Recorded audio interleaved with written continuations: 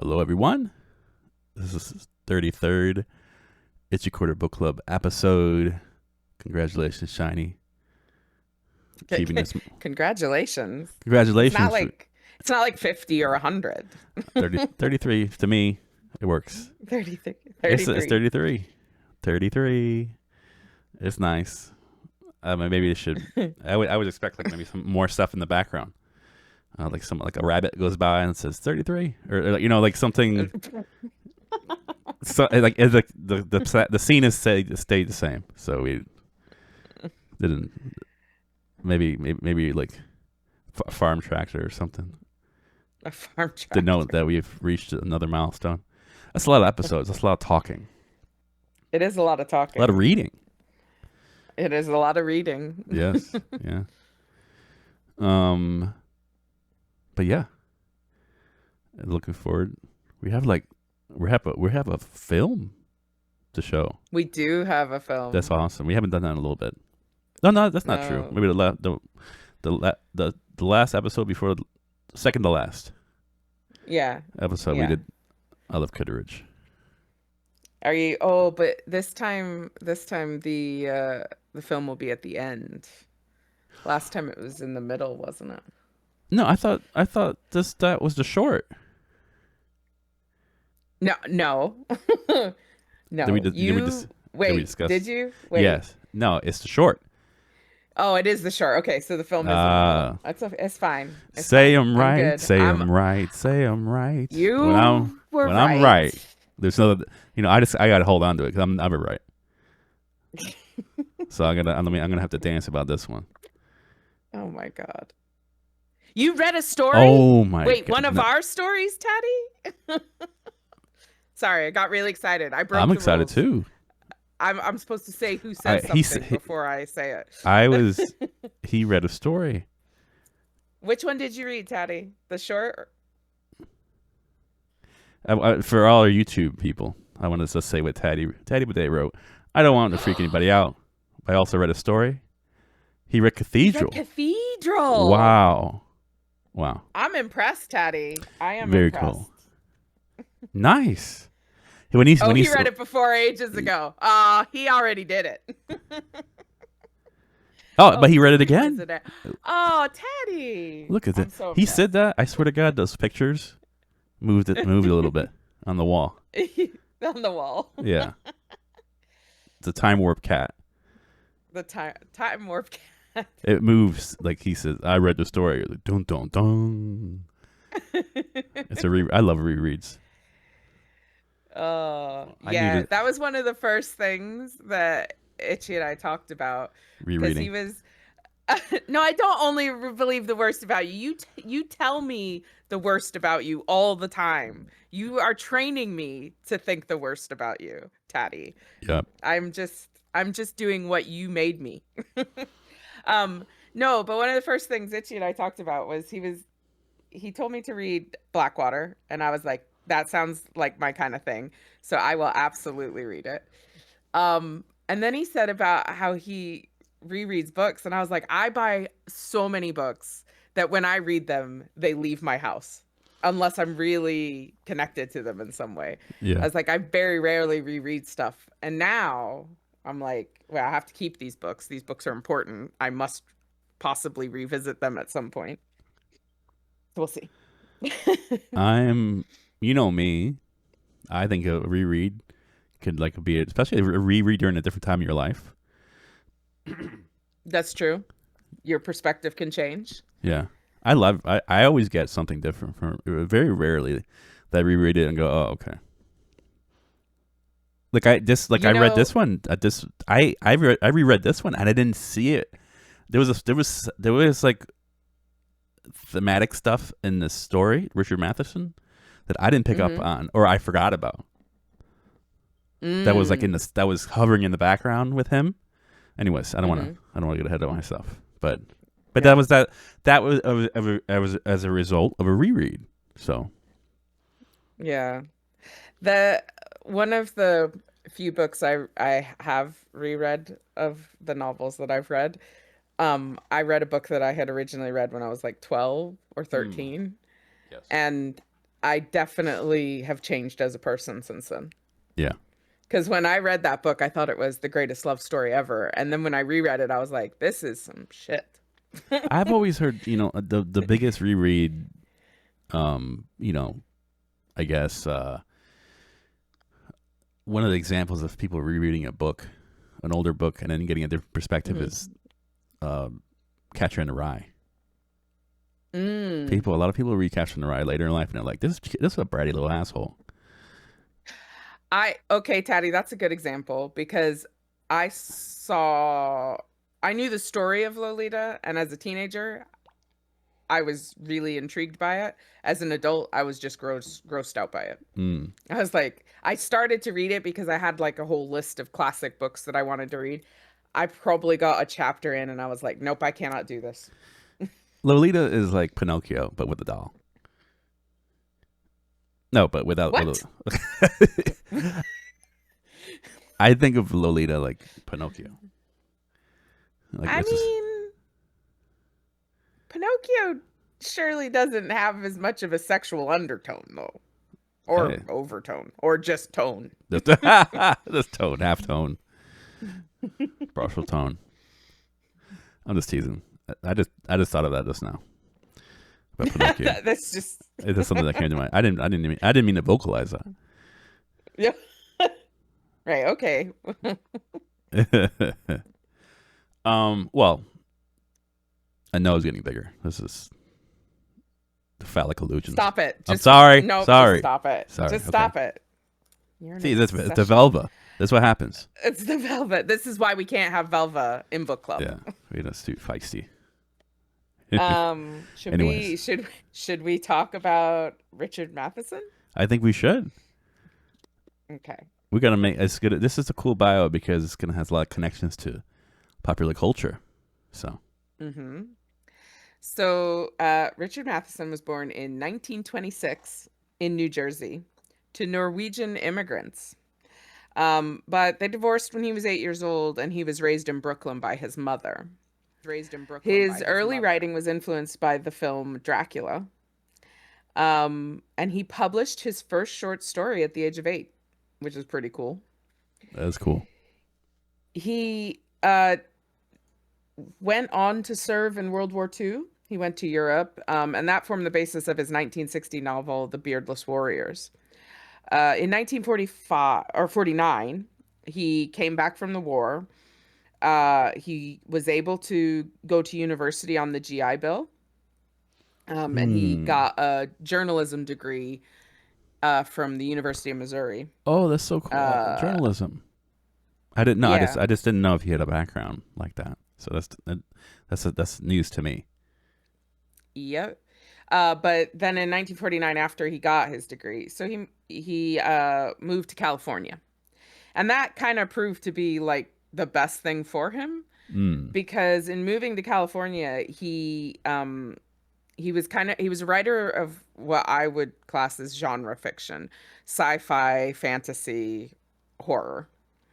And often overlapping. Yes, many times they overlap. He ended up getting to be part of something called the Southern California Sorcerers, which is an informal writers collective and included Ray Bradbury. Wow. Awesome. It kind of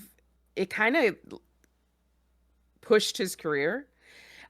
He ended up becoming part of a little brain trust. Again, informal. Everything he joined was informal. I thought that was funny. It was always what does that mean though? Informal. Informal, like this, as in it wasn't so like group? The Southern California Sorcerers.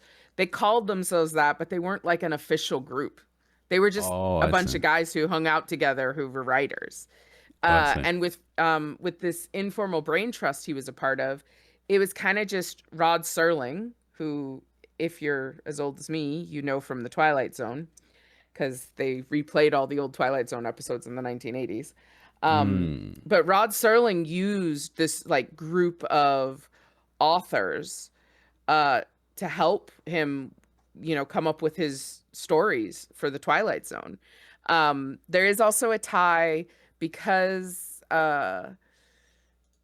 Ray Bradbury was in this group, and Ray Bradbury was being championed by Truman Capote. So like there's connections through all these writers What? that kind Okay, of wait. all I'm work together.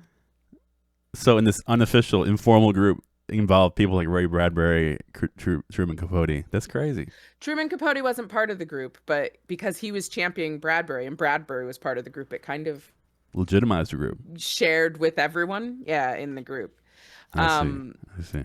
so yeah, he published his first novel in 1953. And he did a bunch of like Western stories in the 50s. Wow, I didn't know that. Uh, Yeah, this is crazy. yeah. But another thing that people might, have heard of is the novel I Am Legend. Oh, that was pre-slap Will Smith. Yeah, pre-slap Bruce Willis, but also it was several films. It was The Last Man on Earth in 1964. It was Yeah. The Omega Man in 1971, and then I Am Legend in 2007. Is So Sorry, I didn't mean to cut you off, but is did he do the haunting of no? Not that, no, house Hell House or Hell? no. However, he did. I don't think so. I'm Is it Hell looking. House? No, there's Oh, another. The Legend of Hell House. Yeah, Yes, Hell House. Yes, he did he do Hell House. he did that story, which I've read Hmm. the full. Someone made into a novel, and actually it's a movie, a film too. Yeah, yeah, yep. Okay, Well, it I was a figured. novel that was adapted. It was his novel that was adapted to a film. He also did The Night Strangler and The Night Stalker. Wow. He did a short story called Duel, which was adapted to a TV movie. Um, what else did he do? He adapted five works of Edgar Allan Poe. Hmm. So The House of Usher, The Pit and the Pendulum, The Raven. Yeah, he was a screenwriter. He didn't just write. Yeah, I just didn't know he was so prolific. He also wrote a Star Trek episode. Which one? I know you're a Trekkie. I'm not a Trekkie. My mother was a Trekkie, and some of it spilled over onto me. It was The Enemy Within, Okay.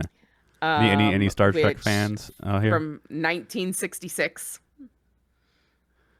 Anybody could attest that they recognize that episode?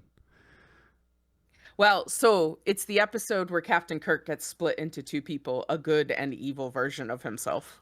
Oh, okay. So it is very like Dr. Jekyll and Mr. Hyde, I see. which inspired Matheson to write that episode. So there you go. Would you? Okay, I know you're not full on Trekkie, but would you consider that a very iconic episode? Is that like an episode that sticks out for most of people as fans of the franchise?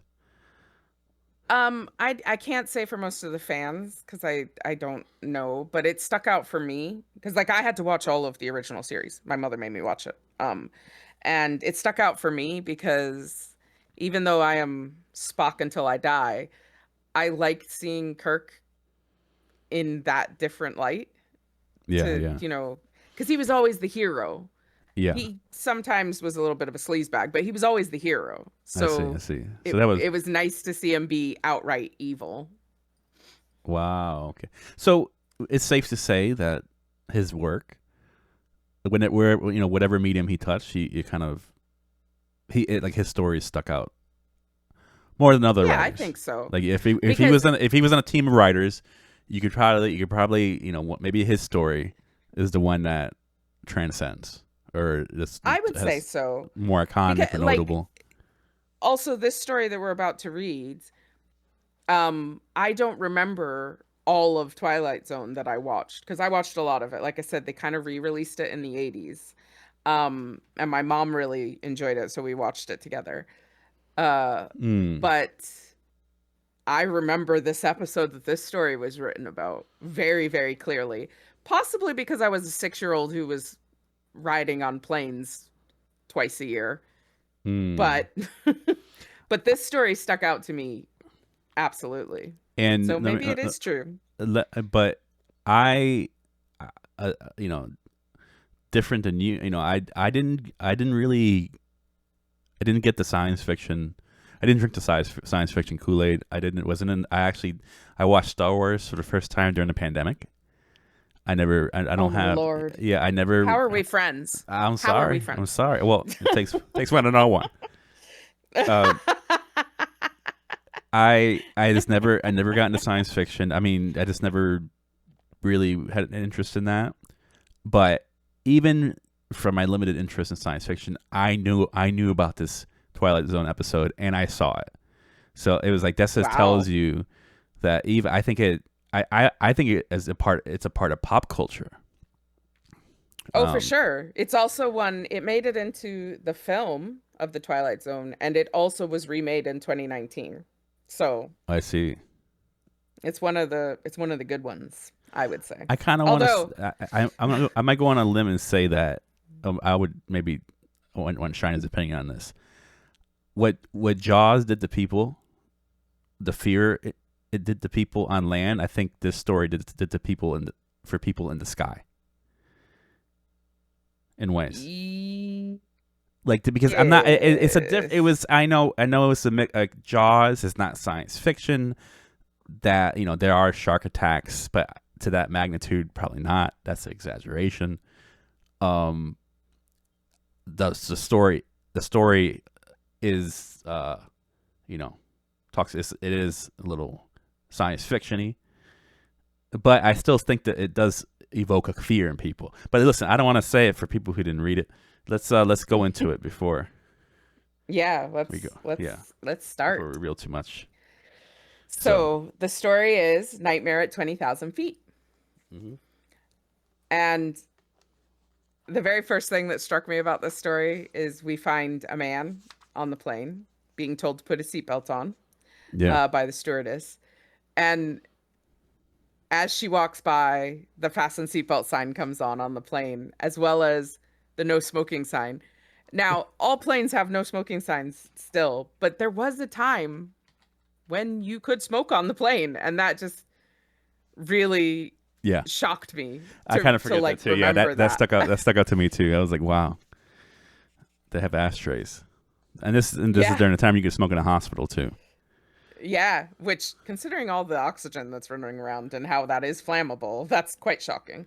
But so here we have this man. He seems to have already some nervousness. That's how I read it, because he's smoking before the plane takes off. He's irritable when he puts out the cigarette. So I get the idea that this man is not calm. Taking a flight. Why don't you read a little bit of the description after no smoking? I think it kind of attests to Richard Matheson's writing. If you want the drawing, I don't know if you have it in front of you. Yeah, I do. Of course I do. That's what I'm making sure. I think I am. I'm a professional. All right. Drawing in a deep lungful, Wilson exhaled it in bursts, then pressed the cigarette into the armrest tray with irritable stabbing motions. That's outside. Oh, sorry. I thought you wanted me to go. Oh, no. I like to point out that example, you show not tell kind of thing in writing, where you could you could say this man was nervous, or you could write it like that. It doesn't say anything about nervousness there. But if someone's trying to put out a cigarette in stabbing motions, there's way more for a reader. That's more vivid. Mm-hmm. I think it is worth reading on, though, because it says outside one of the engines coughed monstrously, spewing out a cloud of fume which fragmented into the night air. The fuselage began to shudder, and Wilson, glancing through the window, saw the exhaust of flame jetting whitely from the engine's nacelle. So it just gives you such a description. This for me, I can see that immediately in my head. You have personification. We're putting human qualities to not things that are not human. Inanimate objects. Inanimate objects. Engines are not human, obviously, but coughing monstrously, spewing out a cloud of fume. It almost seems like this, like he's on the monster or something. Like it just doesn't seem like a plane, which is good because there's a lot of foreshadowing there, and it kind of alludes to his mental state where he's already giving human characteristics to this thing, to an airplane. And I don't think it's that crazy. I feel like if you're in an airplane, you're nervous. Some people are. Yeah. At least for a moment. I'm never completely. No, until I'm in the air, I've got nerves, and Yeah. I've flown so many times. Yeah. And I know everything that's what's happening, what the noises mean because I've learned that. But I'm still nervous every time. So this man is Wilson's just playing this, getting ready to take off. It starts taxiing.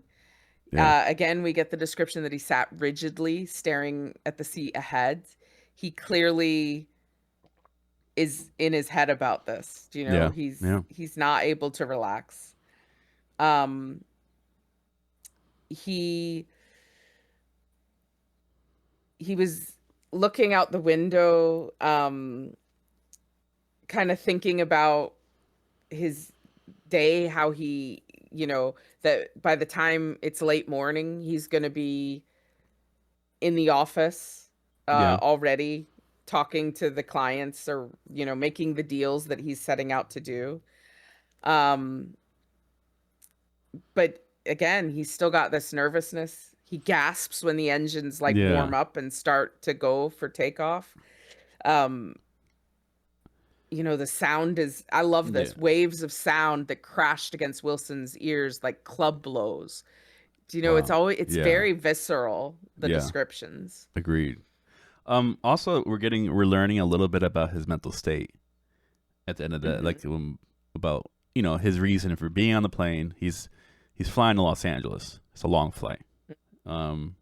He's trying to kind of, I think that he's some kind of real estate person. Like he's trying to seal a deal. He's selling some property, or it seems like that. I don't know, some kind of thing. He has a client, but I really like that line. Discussing one more spacious deal, the net result of which would not add one jot of meaning to the history of mankind. It was also damned. So he had a job. He's not vested in his in his work. He seems he feels like he's not really contributing to anything to the world. So just from that, you're getting a person who's, I mean, I don't know if anything, pessimistic, slightly depressed. Possibly, Possibly. if I'm going 7 hours on a plane to go someplace I don't even want to go. I mean, not the same. He's not excited about it. It's just, yes, this is what I'm going to do. Yeah. And he doesn't believe that it's valuable work. No. Do you know? No. He's not he's going to make a deal. It's probably going to make some people money. Yeah. But it's not changing the world. Yeah. And this seems to kind of compound with his anxiety about being in the plane. So he's not happy personally, but also probably not happy at the moment with his with the situation. And it's very clear because but also there's people around him that are kind of in the same state. But he is like tensely clawing onto his chair. Yeah. And the stewardess comes by and she touches his shoulder to get his attention, and he like jumps and he like pulls into himself. Yeah. And she's just asking if he's all right. So clearly he's visibly distressed. People can see that about him. Yeah. Already in his cerebral, already in his head the whole time. That's why, I mean, like when someone's daydreaming, I think that he's having like a vivid daydream. To the fact that like somebody has to go up to him and just putting the hand on the shoulders, making him jump up. But I just think he's just highly imaginative. Yeah. Already. Yeah. Understatement of the story. Yeah. As the plane starts to move, we get more description that it's like a behemoth, that it's Yeah. it's working to get past its inertia. And Wilson is looking out the window, watching the world go past faster and faster, Yeah. um, as the plane gets up into the air, and suddenly he's in the stars. Yeah. Um, Very analogous to his he, life too, right? Because maybe he feels that things, these deals. He's going and he's traveling to L.A. He's doing these deals for work. Things are just moving, mhm, but he doesn't feel attached to the movement. The world is kind of just like he's not part of the world. The world's moving around him, but he's not part of it. And maybe this that lack of control is mhm. could be also described to being in a plane, which I think is a Mm. great it's a great analogy. Yeah, you have really very little control when Yeah, you're in on a an plane, airplane, especially in that takeoff. because Like you're just really yeah, at the mercy because you're of stuck in your these. seat. Yeah, You know, you can't have your bag out because it needs to be stowed away. There's just you have to follow all the rules in that moment. yeah, Um, he is like desperate for the no smoking sign to go off, and as soon as it's off, he lights a cigarette. yeah. He's waiting. Um, and he gets out his newspaper, and Yeah, I underline this, so I'll read it. It's his description of the world. As usual, the world was in a state similar to his. Friction in diplomatic circles, earthquakes and gunfire, murder, rape, tornadoes and collisions, business conflicts, gangsterism. God's in his heaven, all's right with the world, thought Arthur Jeffrey Wilson. yeah. Another thing to allude to his mental state. He's like Hmm. he's not reading the funny pages. No, no. He's looking at maybe how I look at the news. But yeah, he's very like I feel like physically the outside is out of his control. He's looking at the paper. He sees less control in the news, Hmm. so it's no control in his job. He seems like he's spiraling a Yeah, it bit. does a bit. Yeah. Within 15 minutes, he's done with the paper, but then his stomach starts to feel bad. Mm. Um, he looks up and both the lavatories are occupied, so he can't get up and go. So he lights his third cigarette since takeoff, Wow. um, and starts to stare out the window. Because he Yeah. turns off the overhead light. And because this flight, I'm guessing it's like the red eye to LA. So everybody's like turning off their lights and reclining their seats for sleep. It's 11:23, so he's, thinking I should probably sleep as well. But the pills, he obviously took some pills before getting on the plane, sleeping pills Yeah. or something, and they don't seem to be working. Yeah. Um, so a woman comes out of the lavatory and he grabs his bag and like goes in to the lavatory.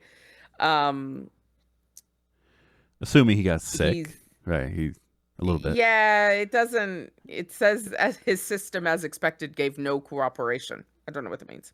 Yeah, I Um, think he threw up. but he washes his hands and face and he pulls out his toilet kit and to brush his teeth. Um, but there's something else. He starts to visualize what would happen if one of the propellers, because he's on a propeller plane, if one of the propellers tore loose and came slicing towards him. Yeah. He's visualizing, he's having like pretty dark visualizations about things happening to him. Yeah. Yeah. Um, he um wishes at this moment that he had gone by train, Yeah. because he could have, had his own compartment, taken a stroll to the club car, Mm-hmm. had a nice seat with a drink and a magazine, but he didn't have time for that. He had to No. get to LA fast. Yeah. The closing steal. Um, yeah, so he's brushed his teeth, he's done what he needed to do. He's putting it away, and as he's about to put his toilet kit away in his bag, he notices an oilskin envelope in his bag. Mm. And he pulls it out, opens it up, and there's a pistol. Now, again, my brain starts screaming, there's a gun on the plane, because you can't do that. You couldn't even do that when I Oh was a my kid. God. You couldn't even have a picture of a gun on an airplane now. No, you couldn't say the word gun in an airport. And And his guy so has a like pistol. I'm And deli wrapping. hyperventilating reading this. He's like, he has it like it's almost like a sandwich. Yeah, like he just walked onto a plane with this thing. Now, I'm assuming security was not what it is like, but even by the time I was a kid. So he clearly just, nobody said don't take a gun on a plane, I guess. But yeah, so he originally thought of having this gun in terms of protection from a holdup, safety from gangs in the city, you know. Yeah. But far beneath those reasons, he'd always known there was no valid reason except one. A reason he thought more of every day, how simple it would be here now. So the man's having suicidal thoughts. Yeah. Not just of which is on the second read, something happening to him to kill him, but I was telling also Shiny, taking his own life. I was telling Shiny prior to going on air that on the reread of this, I forgot about him being going on the plane with these thoughts. It's something that slipped my mind. But yes, he's manic. He's having some issues. Yeah. But so much that it's almost like he's lying to himself. Like he says, "Oh, I bought this for protection." But he's obviously from that sentence doesn't say it, but he bought this because he's contemplating suicide at some point. It's not for protection. That's just what he tells people. Yeah. And I'll be honest, I've done that before too. Been not with a gun, but had something and been like, "Oh, I bought this because I did it when I bought an Xbox, or not an Xbox, a PlayStation. Oh, I bought this PlayStation because you can watch DVDs and Blu-rays on it. I bought that PlayStation to get boys to my room. That's why I bought it." Friends. Yeah, friends. So we have this person that's on a plane, doesn't like being on a plane, doesn't like his life so much. No. Just lots of reasons, I think, to add to his anxiety. But he kind of has a chat with himself, because he says he was a businessman and there was business to be conducted on the morrow. It was as simple as that. The body needed sleep. He would give it sleep. Yep. He's like, let me go. He's like, he's having a fight with his subconscious. Kind of like, stop. I don't know. I don't want to hear these thoughts anymore. Yelling at himself. Silently though. He's not vocalizing this. No. But he can't sleep. Yeah. He tries for 20 minutes. It doesn't work. So, he tries to do a crossword, but his eyes are too tired. He stretches, kind of rotates his shoulders. He doesn't know what to do with himself. He couldn't read. He couldn't sleep. There's 7 or 8 hours left before Los Angeles was reached. He doesn't know what to do with himself. That's a really long flight. Well, if it's a propeller plane, they couldn't go as fast. So and he looks around, and except for a single passenger, everyone's asleep. Yeah, which probably makes him feel more alone. Yeah, not because only at that moment. Yeah, I'm feeling crazy.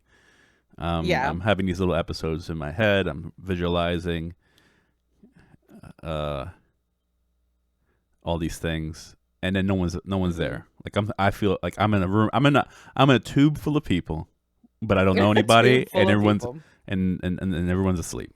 So that's even worse than feeling alone. Like you're alone amongst a crowd. Yeah, which is, I think, lonelier than just being it is lonelier, completely alone. The thing is, though, like, it does kind of hit him, because he's hit with this overwhelming fury.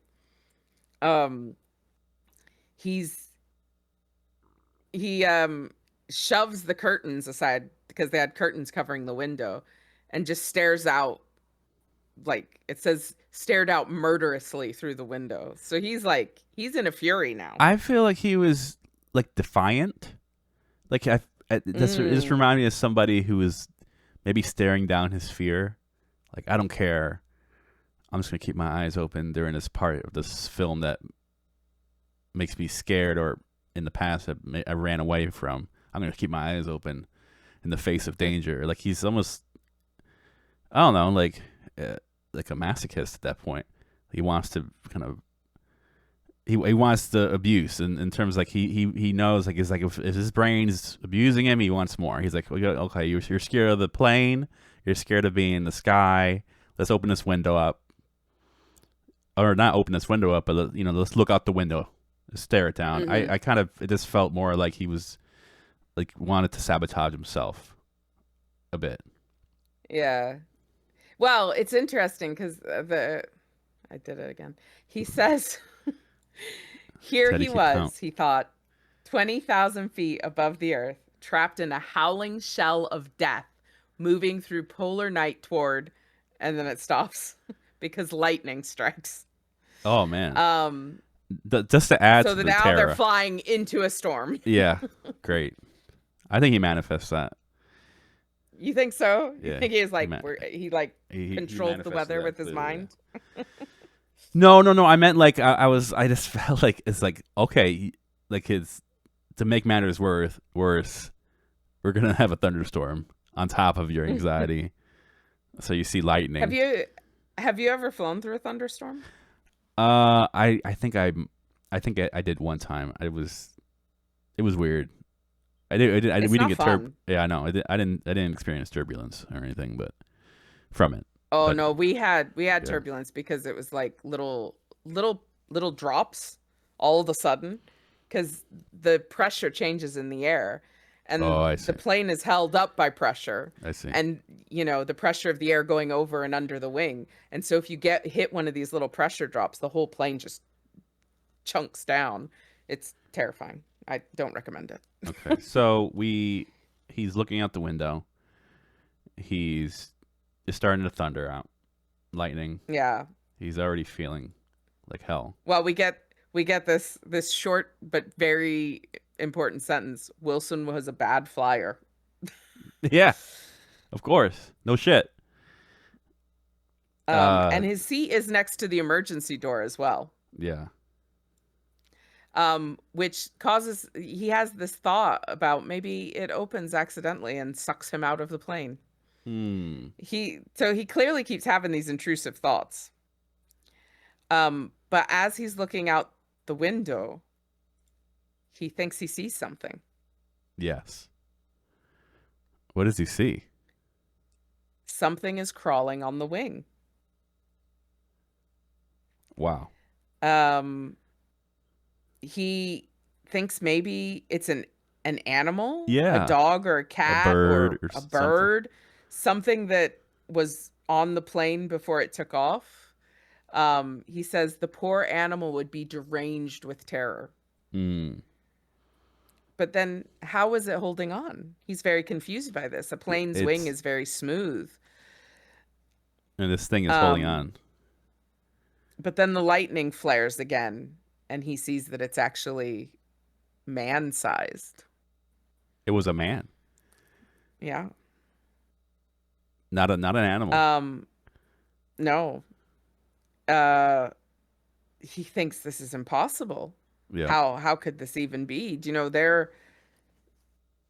They're being kept alive inside this plane because it's pressurized, and they have oxygen and all of this, but how is there a man on the wing of this plane? And holding on Um, yeah, and without he thinks, much oh, effort. Without maybe much effort. no.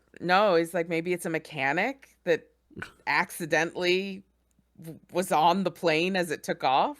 But Yeah. he says that the wind may have tore his clothes away, so this doesn't look like a person wearing clothes, which I Yeah.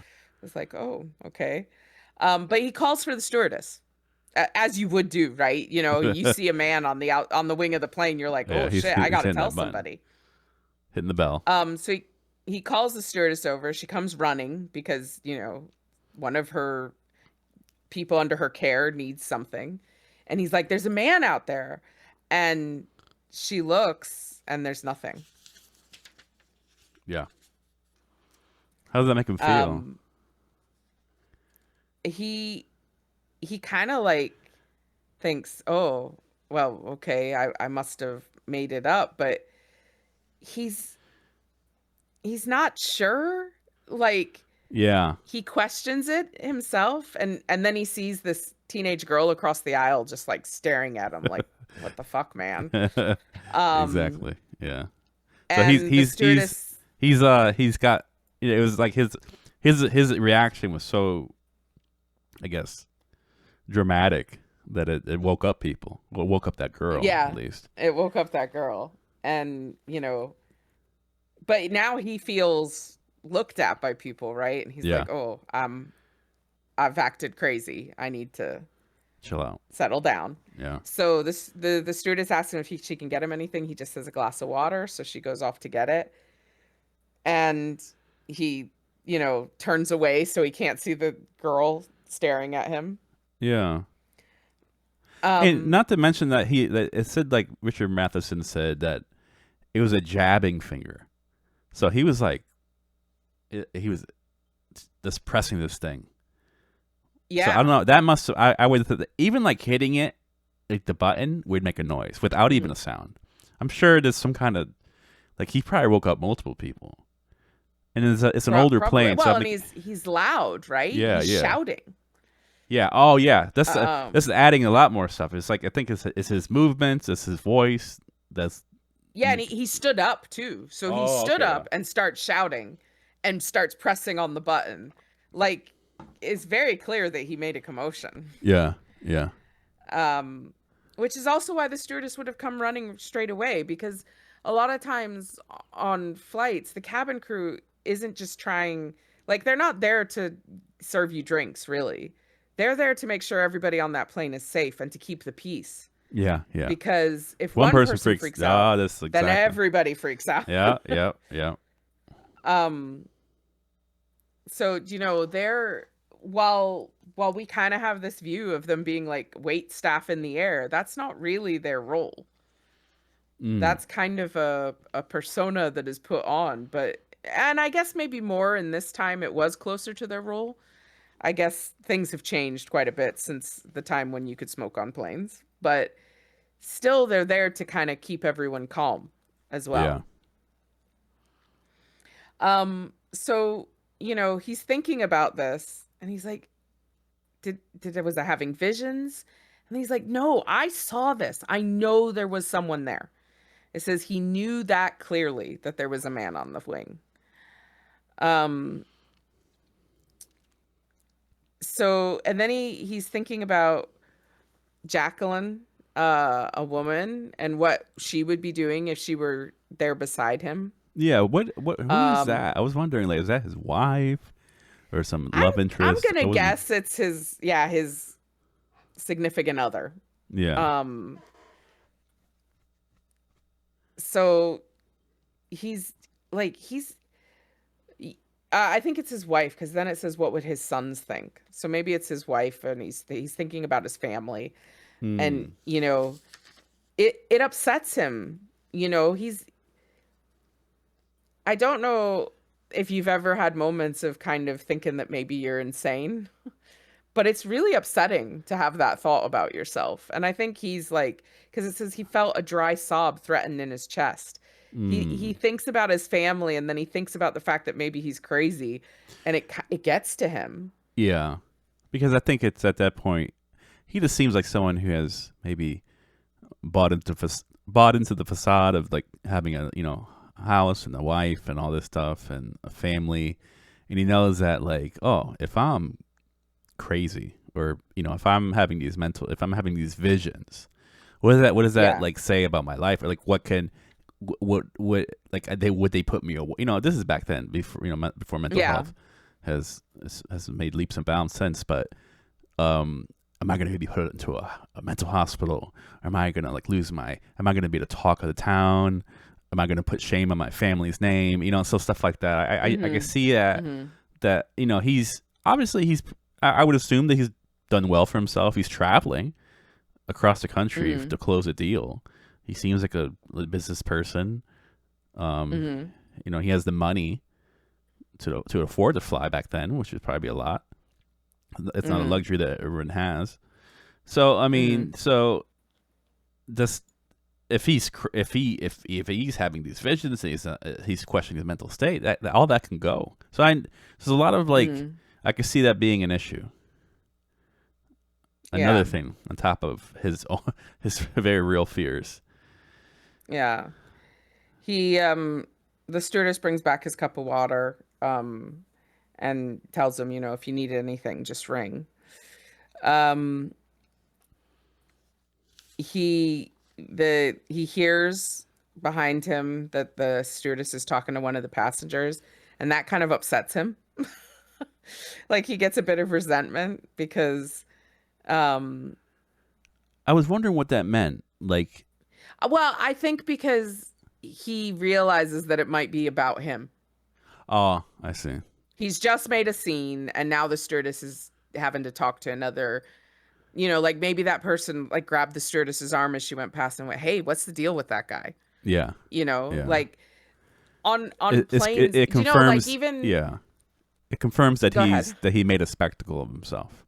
Yes, exactly. I see. Because I don't know about you, but for me, if something happens on a plane, because you are in such an enclosed space with so many people, it all becomes much more interesting.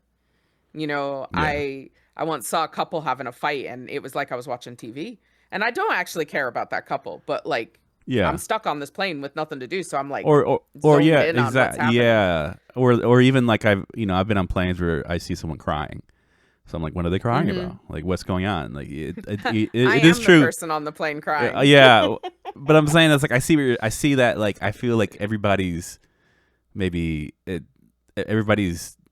you're so close and there's not much else to do. You kind of see it's like almost like a mini drama. You're just seeing you're tuned into what everybody else is doing. So if you're making a scene like he did, I'm sure that.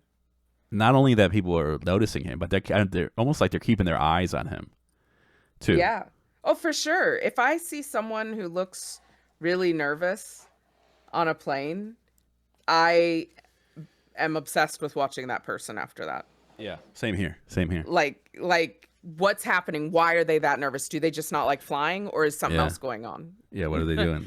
Well, I'm I guess some of that. I have an aversion some of to that is vomit. So like I'm oh, like, you do no. See, if I think anybody's gonna do that, I will ask to be moved. I don't need to be asked to move. I'll just move. I'll sit with the pilot. You're like, I'm sorry. What's gonna happen there? I can't be near it. Put me someplace else. Yeah. So that's another reason why people would maybe look at him, because he did get sick, so he's not. Yeah, they didn't know about that. They didn't know about that, but he could be getting sick. Again. So he decides to just shut the curtain. Then it's over. One hallucination didn't make insanity. That's what he says to himself. That's good. So he tries again, to maybe sleep, but he's just not able to let it go. But he says at least no one would accuse him of mundane hallucinations. When he did it, he did a royal job. That makes him laugh a little bit, right? Yeah. He has a little bit of a laugh to himself. A naked man crawling down a DC-7's wing at 20,000 feet. There was a chimera worthy of the noblest lunatic. Yeah. So he has a moment of humor, but then it doesn't last. No, because he's like, it's been so clear, so vivid. Like, surely he saw this thing. How could his eyes have seen it if it didn't exist? And it wasn't a dreamlike thing. I don't know. I've never really had hallucinations, so I don't know how they usually display to people, but he has it in his head that if you hallucinate it, it won't be as well formed as real life. It will be kind of Yeah. fuzzy around the edges. Um, Which so is not because of true. that, I is it think not? no, because when my dad was sick, he hallucinated all the time, and it's very vivid, very detailed. Mm. So like Yeah, hallucinations. one of my friends had auditory hallucinations, and he said it was like someone was talking to him, like literally talking to him in Yeah. the So same room. so So, yeah. So I don't know. Maybe he's just saying that to calm himself down, talk himself out of it. He's throwing a hmm little humor in there to make light of the situation, but also like he's like I feel like he's half grinning, half like nervous laughing. Brief yeah, period of that. but he's so convinced he saw it that he decides to open the curtain again. Mm. Um, like he needs to check, you know. Um, and when he does, he is paralyzed by what he sees Mm. because now the thing on the wing is right outside the window That's staring at him. that's alarming. Even on page. Even Imagine on the that. Okay, page, let's exactly. walk through this, people. You shut a window. You see something in the distance, hmm and then it freaks you out. You think you saw it, and then you open up the window again, and that thing is right against the glass. That I don't care. That's terrifying. Yeah. So we get a better description of this thing. It was a hideously malignant face, a face not human. Its skin was grimy, of a wide pored coarseness, its nose a squat, discolored lump, its lips misshapen, cracked, forced apart by teeth of a grotesque size and crookedness, its eyes recessed and small, unblinking, all framed by shaggy, tangled hair, which sprouted too in furry tufts from the man's ears and nose, bird-like down across his cheeks. Yeah. So not only it's not, not only is it's not it's it's not a man. It's not something inhuman. hmm We don't even know what this thing is, which And is even more terrifying. Wilson can't react. Yeah. His whole brain shuts down in that moment. He just stares at it like it's staring at him. Yeah. Um so he closes his eyes and that breaks The the spell. kind of the spell of the thing, yeah. Um and he says it isn't there, it simply is not there. Yeah. I love that he has to talk to himself. Mhm. He's been doing that throughout this the stories thus far. Yep. Yep. Um he says it's impossible that there should be a man out there crouching on the wing looking at him. Yeah. And then he opens his eyes and it's still there. And not only is it still there, but it's grinning. Yeah. Almost like toying with him. Yeah, I feel like this Yeah. is predatory behavior, like I guess your cats are mostly inside so you don't get this, but I have had outside cats and they like to bring you things, Yeah. Yeah. but they play with them. It's not just I've caught it, I've killed it, here you go. It's hey, look, I found a toy. Um and that's what it feels like this thing is doing. It's playing with him. Yeah. Um, which is on top of his fear. Now he has to deal with like this thing that's causing him anger. Two Mhm. feelings. Fear, like he's a little bit um it's being antagonistic. Mhm. Which I don't know, I just think there's a Um lot of feelings happening with him. so he decides that he's not going to make a scene this time Yeah. because clearly that made the thing disappear. So he just very slowly reaches up and presses the button. Mm. Plays it cool this time because remember the first time he uh he reacted very he was alarming. I mean, he was Yeah. like pressing that Did button. you He moved around. did you know, I think this is a Shakespeare reference. Did you notice the Shakespeare reference? No, I did not. It says the man had turned his Caliban head to look in that Caliban. Yeah. direction. Oh, okay. So like So not Midsummer's Night Dream. Oh, that was no, Tempest Tempest. Yeah, the is the Tempest. monster in the Tempest. So Yeah. we have a storm and we have Caliban. So yeah, there's a little nod to Shakespeare there. Yeah. Um, Very cool. but the thing is looking in the direction of where the stewardess is going to come from. So it's like it's aware of what's happening in the plane. It sees him like he's trying to be cunning about his movements. Like he's not making a scene. He's gonna tell the stewardess that there's something on the plane, but like for some reason, this creature has the ability to like hear what's going on, or to maybe sense this guy's movements and responds. And yeah,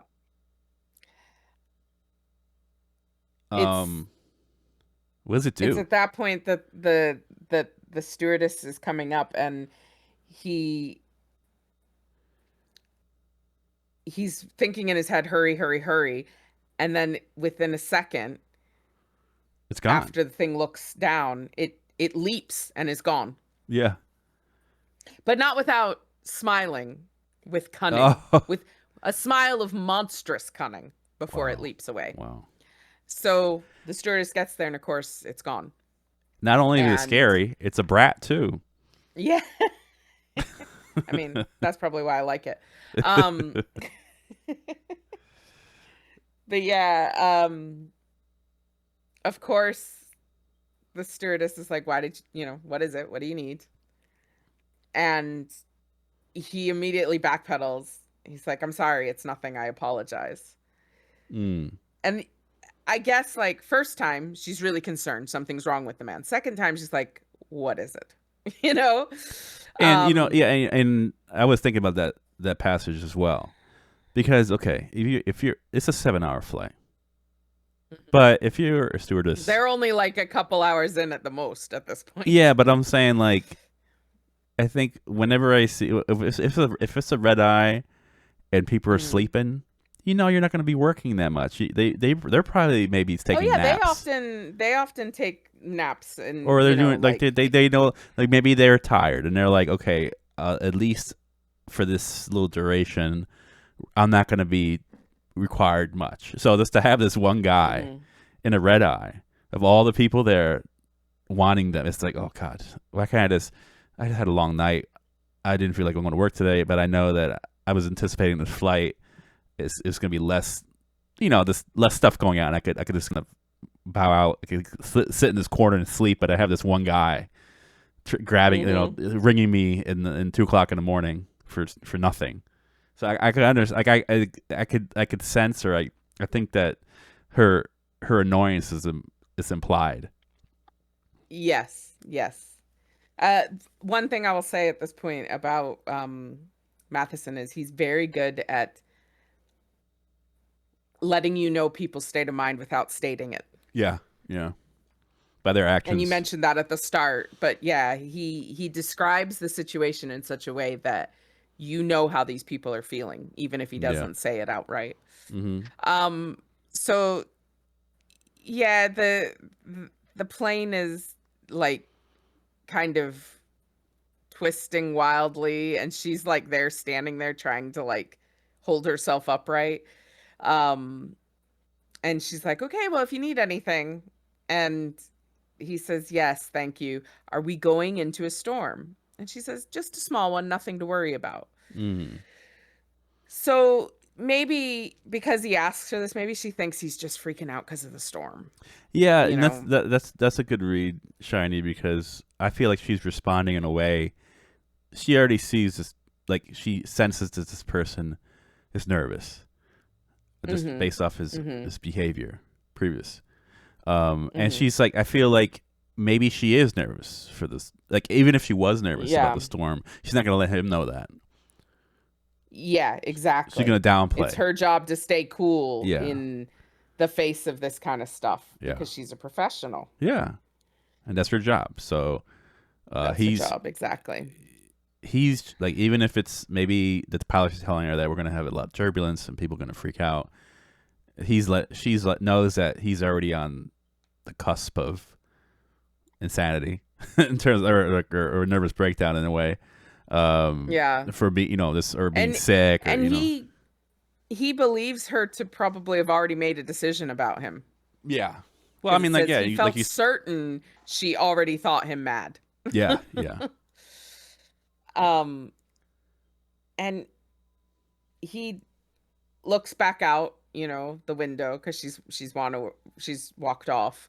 Um and he keeps coming back to saying, "No, I know what I saw. yeah. I know that there was a man out there." Hmm. Um so, he feels like he's still very aware of everything around him. So, Yeah. how could there be this one extraneous sight? I think, I would, for being so perturbed. Like, I think he's somewhat rational. Mhm. He's trying. He knows. Okay, he's like, I didn't see this. I know. Maybe I'm hallucinating, but I'm also not ruling it out. Like, I like Mhm. the fact that there is. He still, I feel like it's like he has some duality going on. Like, he's, on one hand, he knows that it's not plausible to see a man on a plane, on a wing, doing Mhm. things to him or taunting him, and on another other side that he's believing it. Mhm. So it just creates a lot of. I think it ups the ante on the on the Yeah. drama, on the suspense. This But it guy, this. reminds him of something. Mm, He'd read in newspaper stories about the alleged existence of creatures in the sky who plagued Allied pilots. They called them gremlins. Um, did they truly exist? Never falling, riding on the wind, apparently of bulk and weight, yet impervious to gravity. And mm, as he's thinking about this that he read, the man appears again. mm. Where is he at though? Um, so 1 second, the wing was empty. The next, with an arcing descent, the man came jumping down to it. There Mm, seemed no impact. He landed almost fragilely, short, hairy arms outstretched as if for balance. Um, so this guy just drops out of the sky essentially. mm. Um, and now Wilson feels like it knows what it's doing. It tricked him into calling the stewardess. Yeah, yeah, Um, it's playing with him. yeah, yeah. Do you notice too? Like, And that. So he made that reference to pilots in the war, and then it said, like, these things would come in this land on the plane.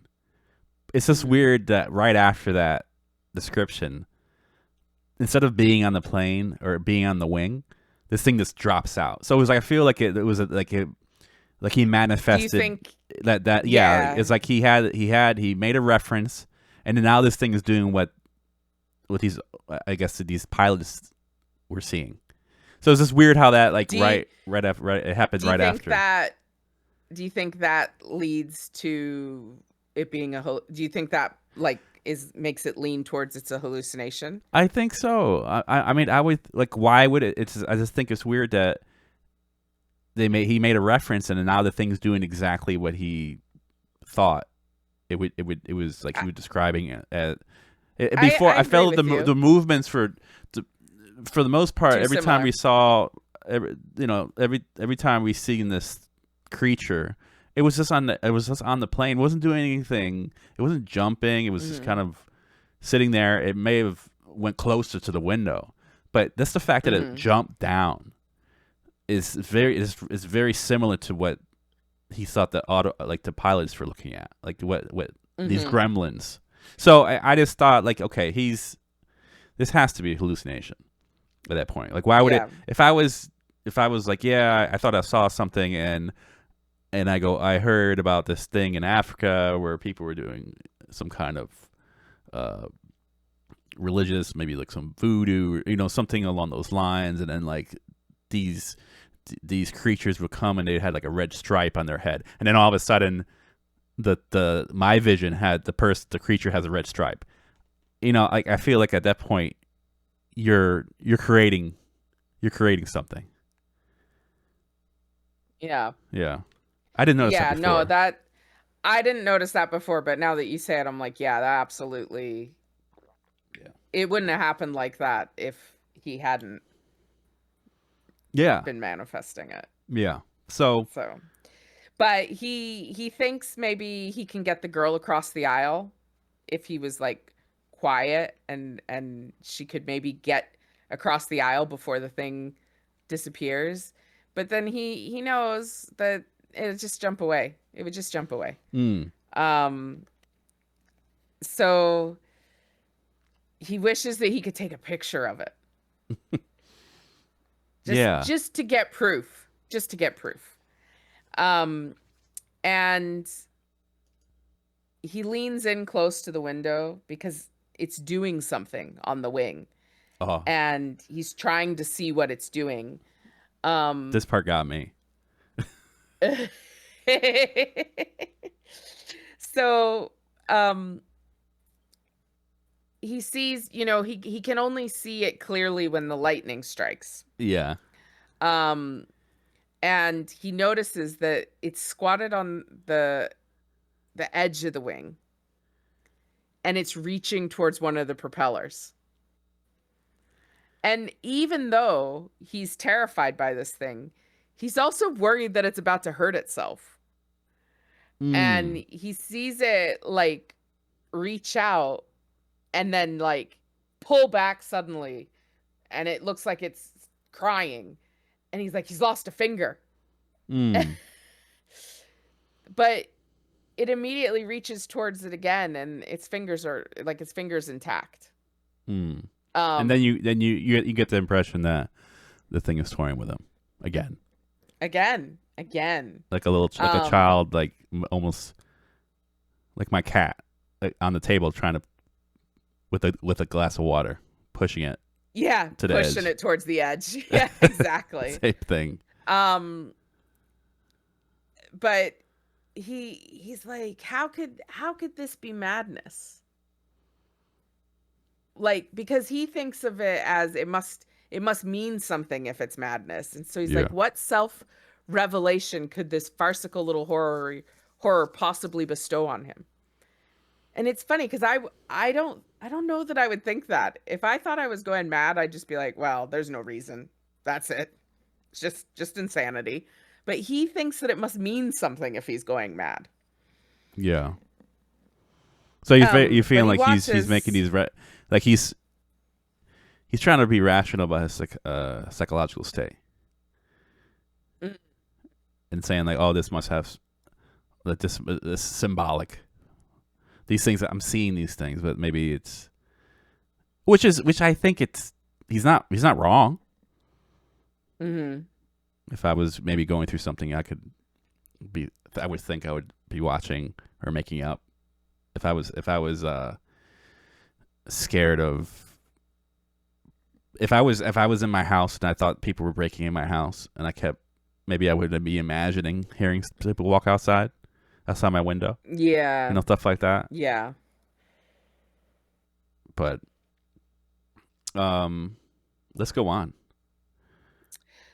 So for a bit the thing keeps like reaching out and pulling back. But then it changes. Yeah.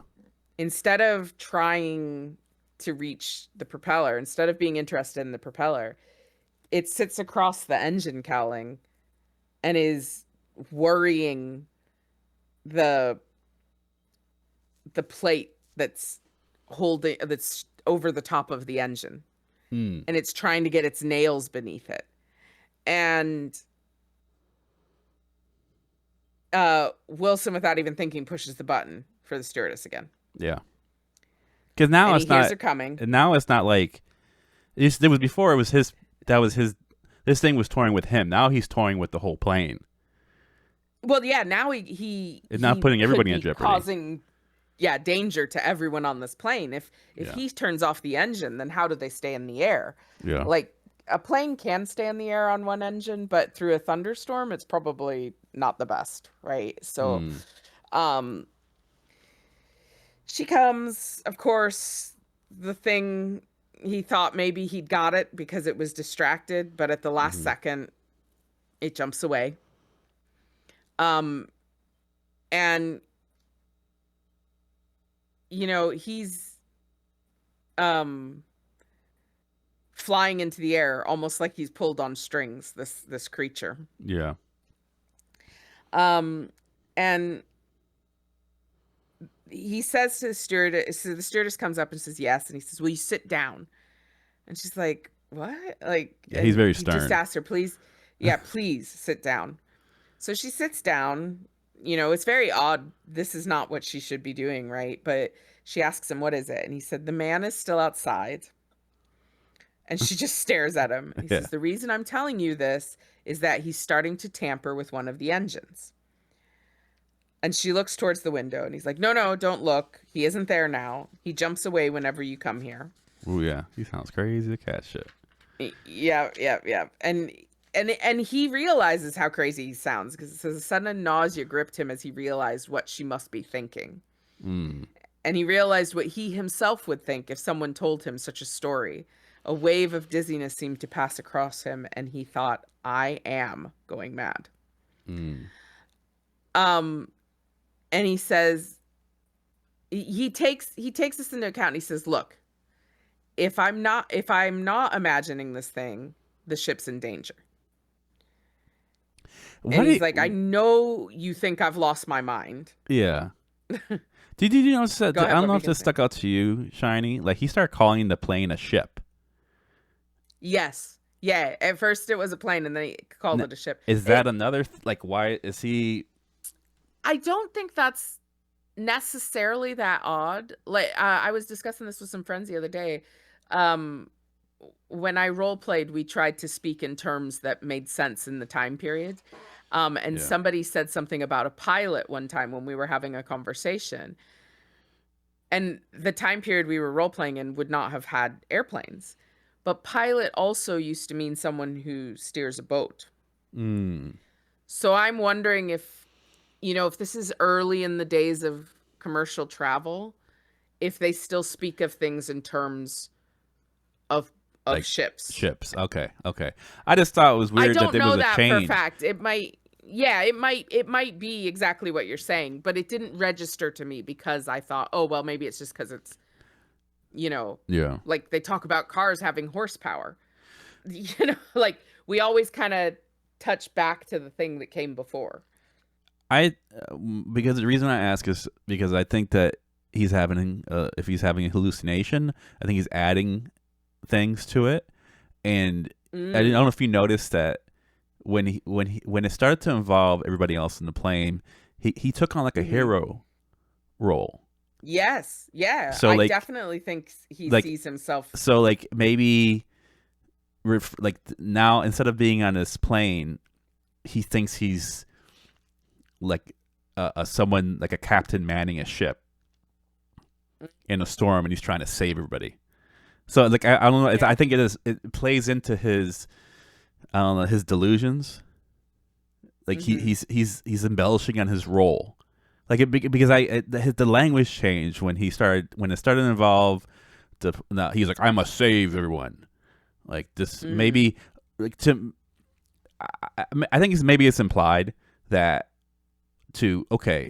I could be going crazy, but maybe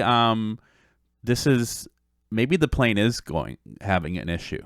Yeah. Maybe I'm seeing, like I'm having like some kind of spiritual vision, and I'm foreseeing that we're gonna have a plane crash, and this is just a way that I've tapped into this other reality for a second, and I'm anticipating this, and so God is. God gave me this gift to foresee a plane accident, and this is how I'm seeing it, and this is how I'm going to save everybody. So you see how that it's like Yeah. the delusions of grandeur. Like it's Yeah. he thinks that because I feel like once like when it was just him, he was Mhm. I don't know. It just seemed like he was almost very private about his anxiety. But when it started involved, Mhm. like I don't know, he wants to be a hero. Yeah. Once it involved everybody else, and it's like this thing, this creature is tampering with the. Now it's gonna put its nails and lift the engine, the engine Mhm. block, or whatever the hell is on an airplane. Then he feels like it's his duty. So it's like I don't Yeah. know if you've thought that as well. Oh, I do think he sees it as his duty to save everyone. Yeah, Um but I mean, like, but if it's this duty, like I think that if you're having a manic episode, or if you're doing something and then it switches to some duty, I feel like it's a way to rationalize this oh, behavior. for sure. Yeah. For sure. And Oh, he does that I cuz must save the world now. Like I just he see says people. to her, to the stewardess, he says, "You think I've lost my mind, Yeah. but all I ask is that you tell the pilots what I've said. Ask them to keep an eye on the wings. If they see nothing, all right. But if they do, he's, protected everybody." And Yeah. there is something in that, like we get these messages on our trains here because we've had, not me personally, but in the UK they've had problems on trains with especially during the 80s when there was all the trouble with the IRA in Ireland, Yeah. and they were coming over and putting bombs in places, and the trains was a good place for them to do that. They could disrupt, the movement of the country that way. Mm. And so we have these messages on our trains that says, if you see something, say something. Yeah. And it's all about, if something looks out of place, say something. Maybe you say something and it's nothing, but if it's something, you could have prevented it by Yeah. saying something. So yeah, I can see And I people. think Yeah. I think he's having that moment, right? Yeah. Well, Like, it's look, I might be crazy, but if I'm not, I could then at least I've I could. stopped it. Yeah. Yeah. I think it's just one. It I guess it could divert himself from the whole insanity thing and saying, "Oh, maybe I have a gift. Maybe I'm going to save this. Mm. I'm gonna." That's why I thought like this is all in relation to the word ship. I just thought it was weird that everything was like he was changing it to ship. Like I was like, "Whoa, what are we here? Like what are you now? You're the captain of the ship." Mhm. Mhm. It's just it seemed like I'd rather have that if I was. I feel if I was struggling with sanity and struggling with my sanity, and then all of a sudden I could think of myself as a hero, and I'm having this symbolic, I don't know, I'm having a vision that may be beneficial to the world. Because remember in the beginning, he felt in his job like he's flying out to L.A. It's a long flight. He's doing this deal, this real estate deal or some kind of deal. He feels like he's not really benefit. Like he's like, if I do this deal, it doesn't matter. It's not benefiting humanity at all. Yeah. Now he, So he's trying to create a yeah, purpose for a purpose for himself. himself. Yeah, exactly. Now he has a purpose, which is he came into the plane not having a purpose. Now he has a Mhm. purpose. It's not. It's a bogus that the fact that he's having this, Yes. but it's still a purpose. I don't care if you're that much in the dumps, and if you're and you have a purpose. A purpose is a purpose. It may be crazy, Yeah. but at least it's something. It's something different. So, Yeah. anyways, I just thought again, just looking at this story in a different way. Let's go on. Yeah, so he kind of like talks himself around to the fact that, there's no way, this creature could pry rivets with its fingernails. He's getting he's getting upset about things for that just simply shouldn't, they're not a problem, right? And I think it's funny that he says this because this thing is already on the wing of a plane at 20,000 feet. So if it can do that, why can't it pry rivets out with its fingernails? Well, it could also grip onto a plane. I mean, Well, grip that's on, what it I'm could grip saying. onto a wing. It's like, already yeah. doing something that seems impossible. So Why why not? couldn't it? Why not add to the? Yeah, exactly. Like, let's add another thing to the list. Like this thing. Okay, sure. Yeah. It could. It knows. And again, as soon as he thinks about that there's no way it could do it, he sees it do it. Again, and like, so it's like, okay, so he made the reference to the Gremlins in these pilots in the war. This thing ended up doing a movement that was similar to what these Gremlins were doing. Now he's thinking about the creature doing this, and now it happens. So again, another like we have another. If we're doing a little checkbox, okay, another delusion that he's manifesting. I want Scrapple Jack says something really important here.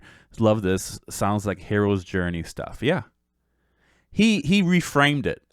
It seems like he reframed it. He turned it went from a nervous, like a anxiety filled situation that was causing maybe him to question his reality to I'm going to save the world. Yeah. I'm going to really save this plane. Save the people here. Like my actions are going to amount to something.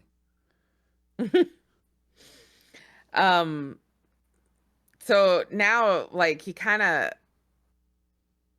throws like all caution to the wind because the stewardess is coming over with the pilot, and he shouts for them to hurry because he's just seen this thing prying off this plate. And the pilot asks him what's going on, and he's like, he's torn up one of the engine plates. And the pilot tells him to keep his voice down. The pilot, of course, wants to keep it, calm. He doesn't want panic on the plane. Yeah. And Wilson shouts at him, "Will you look?" And he gets firm with him. He says, "Mr. Wilson, I'm warning you." But Wilson doesn't care anymore. No. He's like, well, he's he's being driven by this desire to. He's like, I'm gonna save this I'm gonna save this plane. No, I feel like he's full, both feet in now to this delusion. If it is a delusion at this point, I don't know. Yeah. The pilot looks out the window, and in a second he looks back at Wilson, and Wilson then looks out the window because the pilot is coldly looking at him. He looks out the window. The plates are in a normal position. Yeah. And now he starts trying to salvage it. He's like, "No, I saw him do it." And the pilot's like, "You need to stop." And he's like, "No, I saw him." And I've this exchange that came at that point, I underlined it. He says, "Listen, I saw him," he cried. The sudden break in his voice appalled him. In a second, the pilot was down beside him. "Mr. Wilson, please," he said. "All right, you saw him, but remember there are other people aboard. We mustn't alarm them." Wilson was too shaken to understand at first. "You mean you've seen him then?" he asks.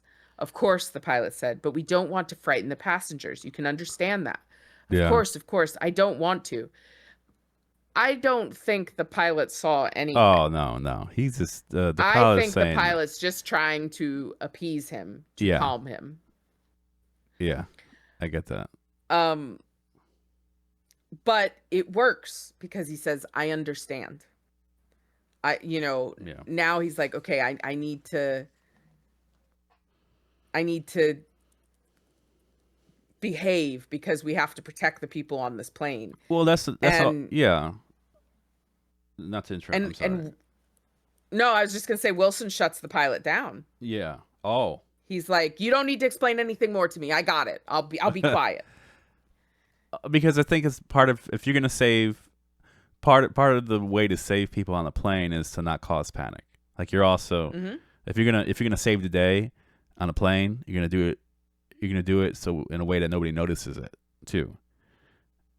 That's part of like the I don't know. I think at that point he recognizes that okay, I get it. I get a hero must not make others scared. I must be brave in the face of fear, and with my bravery, I will show others. I would be an example of how to react. Because if I freak out, then everybody else is going to freak out. So it doesn't matter if I'm a hero or not. But again, except that's not really the case. No. Because he just wants rid of the pilot now. Because he knows the pilot's just trying to appease him. Oh, he senses it. And now, because it's at that moment that he says, idiots, internally. They have no idea. And it also goes back to your thing about the ship. The plane was bucking in the air now like a storm-tossed boat. Yeah. So again, he's connecting it to the boat, to a seafaring vessel. Yeah. He realized the pilot was still talking to him, but he doesn't care anymore. He thinks they're both idiots. They don't know what they're talking about. They just need to leave him alone. Yeah. And he realizes that they're probably discussing him now, figuring out what to do in case he becomes violent. I see. But then he kind of switches, because now he's like, I wish the man would come back. I wish he'd pull the plate off the engine, ruin it, and then it'll serve everybody right when the plane crashes. Wow. He's all over the place. Yeah, it says, Wilson smiled without humor. There would be a royal suicide, he thought. Yeah. I mean, I don't know what that's a hint at his mental state. His crazy's coming out full. Yeah, for a few seconds ago, maybe a few minutes ago, he was the hero. Now he wants the whole plane to go down, and he's being like a nihilist. Yeah, just let it all burn, right? Yeah. But the man appears again, and he'd obviously pressed the plate back down before jumping away, because now he's prying it up again, but it peeled off really easily this time. But the motion of the plane is now seeming to cause this man a little bit of difficulty. He's working to balance himself. And Wilson's panicking, because he's like, what do I do? There's nothing to be done.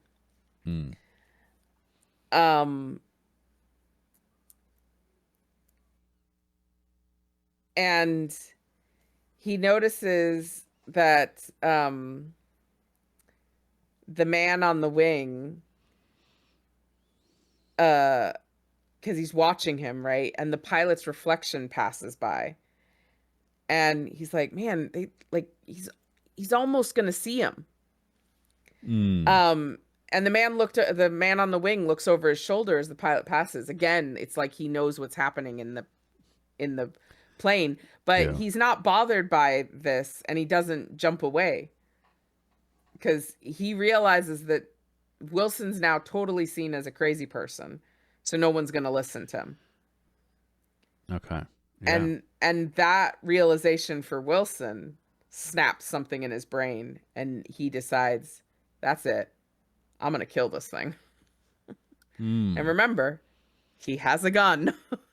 Yes, he did bring a pistol with him on an airplane, which is hard to imagine these days. Yeah. And at this point, the engine falters just for a second. Yeah. Which could have been the only plausible thing. Like, this thing could have stopped for a second in reality, because they, let's not forget, they are in a lightning storm. That can happen. Yep. This makes it. engines also, like propeller engines and stuff like that, they also work around air and air pressure. So I don't, I'm not an engineer, but I think there are things that could happen that could cause it to stall for a second. Mm. Um, but this is really getting to Wilson Yeah. because he thinks he's he's the only one who heard it, but then he notices um the stewardess must have heard it Mm. because she's starting to look a little stressed. Um and she's talking to another passenger and he's like, "Oh, somebody else has seen it." Yeah, Um that's. or heard the engine And we don't know. faltering. We don't know. She may be. This maybe this other passenger is looking at this Wilson and going, like, asking Yeah, the it could all stewardess, like, be a why, reaction to what, his what's going on? Yeah, craziness. what's going on with that guy over there? So, but in his delusion, he's like, oh, other people are noticing now. It's validating what I'm feeling and what I'm seeing. So, this is true. This is happening. It's just more. But It's then he almost like it looks just again keeps at the adding on. stewardess. Yeah. Yeah, no, totally. But then he looks again at the stewardess and she's calm. She Mm. doesn't look alarmed. So now he's like, "No, how could they have not? How could they not know? How could they not hear this? Mm. The engine is faltering. How do they not know?" Mm. Um, and the fact that no one's reacting breaks something in Wilson's brain because he goes for the gun. Wow. He gets the oilskin envelope. He puts it on his lap. He unties it. Um, he's got the barrel in his hand, or the gun in his hand, and he looks outside, and the man's looking at him. And he's like, "There's no way this thing knows what I'm intending." But he puts the gun down because he realizes he can't shoot this gun through the window of the plane. The window's too thick. It's meant to, withstand all kinds of pressure. Mm-hmm. But he is sitting on an exit aisle. And he can open the emergency exit door. So he buckles himself into his seat because he can't save anyone if he gets sucked out of the plane. Yeah. He picks up the pistol and he's like, he has to be fast and he has to be accurate. Because if not, this creature could jump to the other side. It could jump to the tail. Yep. It could still do damage. The stewardess is coming up the aisle as he starts to pull the handle. And she freezes. She doesn't know what to do. She says, "Mr. Wilson, no." And he says, "Get back." And the door flies off the plane. Yeah. And then he has like this action sequence. Like this is like the apex of his hallucination. He goes on the plane. He's like on the plane, on the wing. Right? No. He feels that he's being sucked out of the plane because there would Oh, be a okay. massive amount of suction. Yeah. But he's still tied to the seatbelt. I see. So he's still in his seat, but like his upper body has been pulled out of the plane. Mm-hmm. So his head and shoulders are outside of the plane now. Mm. And for a moment, he forgets about the man. But then he sees him again. And he brings his arm up and he fires. Oh, okay. So he doesn't actually. Okay, I misread that. I thought he went on the wing too. No, he just. No. He's able to get his bearings and then his head and shoulders are outside, but he's still in the seat. I see. And the man staggers. He lashes out. Wilson fires again, and the man goes backwards, flailing, disappearing, swept away in the gale. Wow. And then everything goes dark. Hmm. Yeah. Next, we see he's kind of coming to. He's lying face up on something that's moving. The wind is hitting his face. The plane has landed. He's being carried off in a stretcher. He has a head wound. He's probably been injected with something. Um, We get and something a from a voice passenger. says, yeah, a voice says, nuttiest way of trying to commit suicide I've ever heard of. Um, and Wilson's like, no, you're wrong. They don't even know I saved them all. Hmm. Wilson slept without dreams. The end. Yeah. He. I think, like again, it goes back to his state of mind in the beginning of the story. I'm going. Remember, he's on his plane to go do a business deal that he feels it doesn't have any bearing on anything. He didn't see. He has a job. He probably makes good money, but he doesn't feel like he's doing anything to help humanity.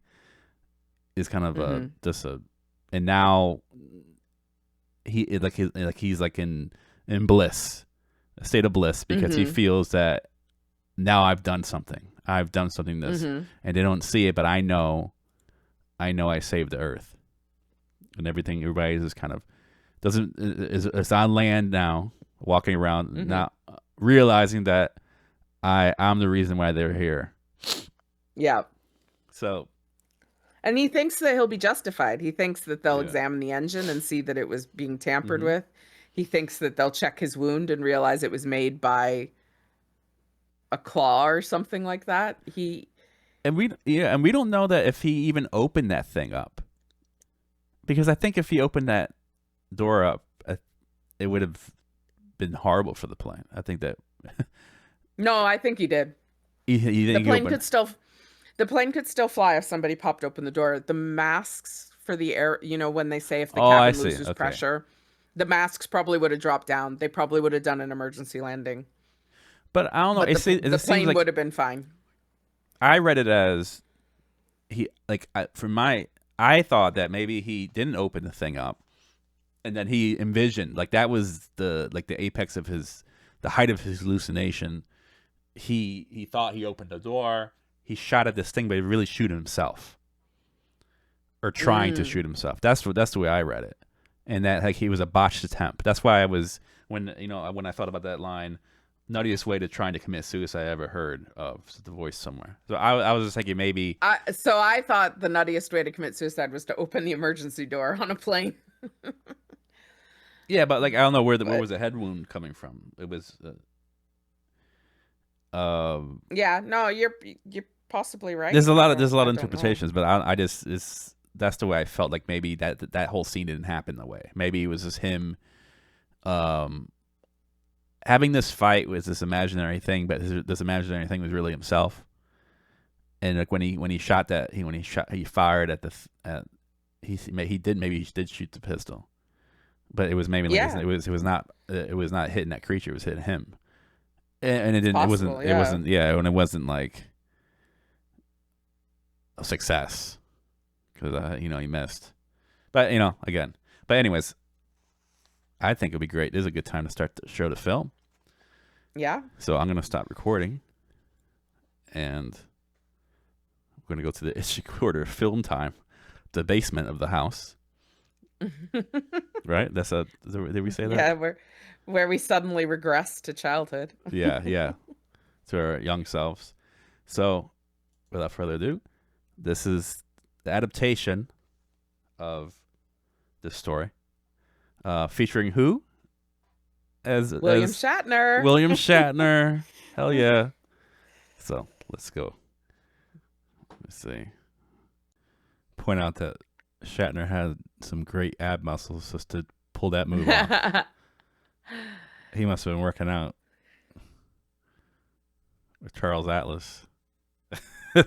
Like that was a hell of a to lead, like to lean like that out the window with all that pressure and to get shoot that creature right in the face.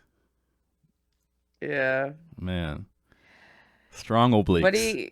what do you think though about, I mean, that last scene kind of makes it that Yeah, he he did did. see it. Yeah, yeah. I don't. Well, that's the Twilight Zone. What would make you thinking? because Do you think because Richard Matheson? Do you think Richard Matheson like wanted like maybe was alluding to that in the? well, I guess I remember that I came to the story having seen that. So Yeah. I think that played into my reading of it a bit Mm-hmm. Mm-hmm. because in my mind, of course, I watched that as like an 8-year-old or something, but in my Mm. mind, that meant it happened. Yeah. The fact that that like plate is ripped up meant it happened to me. Um, but I don't know. I mean, it's very possible that he wrote it one way and then when it got adapted for television, it he changed it. You know, because the Twilight Zone had a certain MO of how its things played out. It was supernatural. So maybe it changed because of that. Scrapplejack said, unless we need to see Dr. Martin now too, which is Yeah. the Yeah. point. Right. I mean, it's making us crazy watching this guy's believing this guy's delusion. Um, I like. Is he did make reference to the Gremlin thing about hmm the pilots and war and stuff. So I don't know. Maybe Don't it's forget to press record oh, again, I by did. I the did it way. right after I was Okay. actually good with Okay. that. Good job. Good job. Good job. Good job.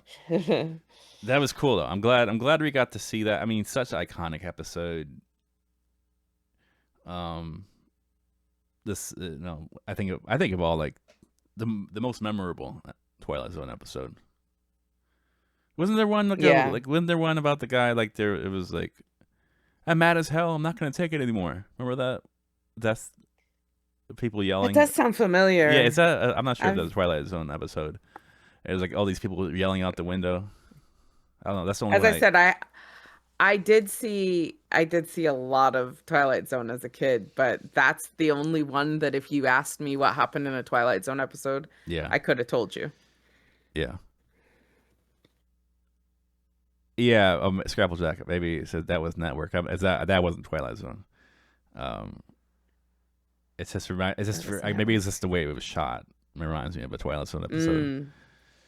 Um, but yeah, excellent, excellent. When we get the opportunity to have accompany a story with a film, as we always take it. So I think Shiny she hunted that down yesterday. So we Yeah. we weren't even sure that like she wanted to get. I guess like they remade it, but she Yeah, wanted to they get they did the remake it in Willen. 2019, and as Zim said, there is a John Lithgow version, which I did find because that's the movie, which we could have shown because it was just a segment of the movie. But I thought this would, I mean, one, this is very nostalgic for me, but also it's an enclosed thing. All I had to do was find I the I episode. I still felt it carried over. I mean, for being an old, I just to like when he opened up the curtain and his face was right there, like I jumped. It hmm has an effect, like almost like a Hitchcock hmm film would have an effect. So I didn't want some stuff. We it gets redone. I'm not a purist, but I did. I'm happy we got to see the OG episode the way it was intended. Yeah. So Yeah, yeah, yeah. very cool. So let's now we can go to our long.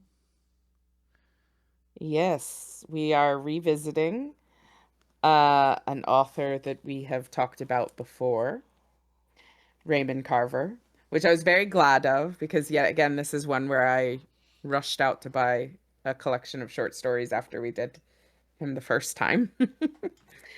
Um, Carver Raymond Carver was born in 1938 in the Pacific Northwest. His father was a blue collar worker, and his mom also worked off and on. Uh,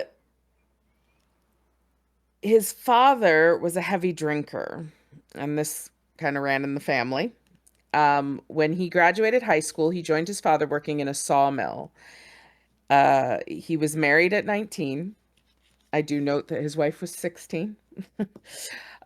They had two kids, and Carver did various jobs. Um, After moving to California, he attended community college and became interested in writing. Carver was an alcoholic, but he stopped drinking after being hospitalized 3 times. Within that period of him being hospitalized, he also ended up getting divorced. His alcoholism was too much for Mm. their relationship. Yeah, yeah. Um, 6 weeks before his death due to lung cancer, he married poet Tess Gallagher. He was only 50. In his 1989 nomination for the Pulitzer Prize for fiction, the jury credited him with the revival of the short story. Mm. Um, That's something you so didn't include. You didn't include that last time, or no, I many. added something Very cool. new. Awesome. No, I just remember we've done it so many times now, so I just stuck out to me. Yeah, yeah. I try not to just rehash everything I said before, although most of it I had said before. But yeah, he's an interesting guy because, you know, he didn't have the easiest life, and he does kind of write about people like him. Yeah,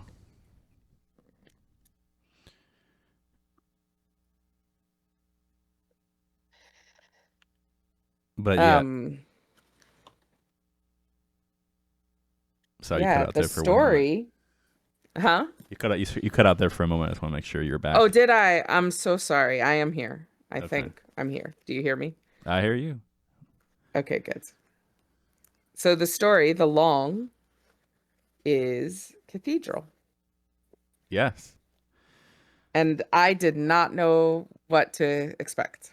and me either. I've I've if you're into creative writing, if you any MFAs here, um, Raymond Carver is the person in the short form that gets mentioned a lot. I think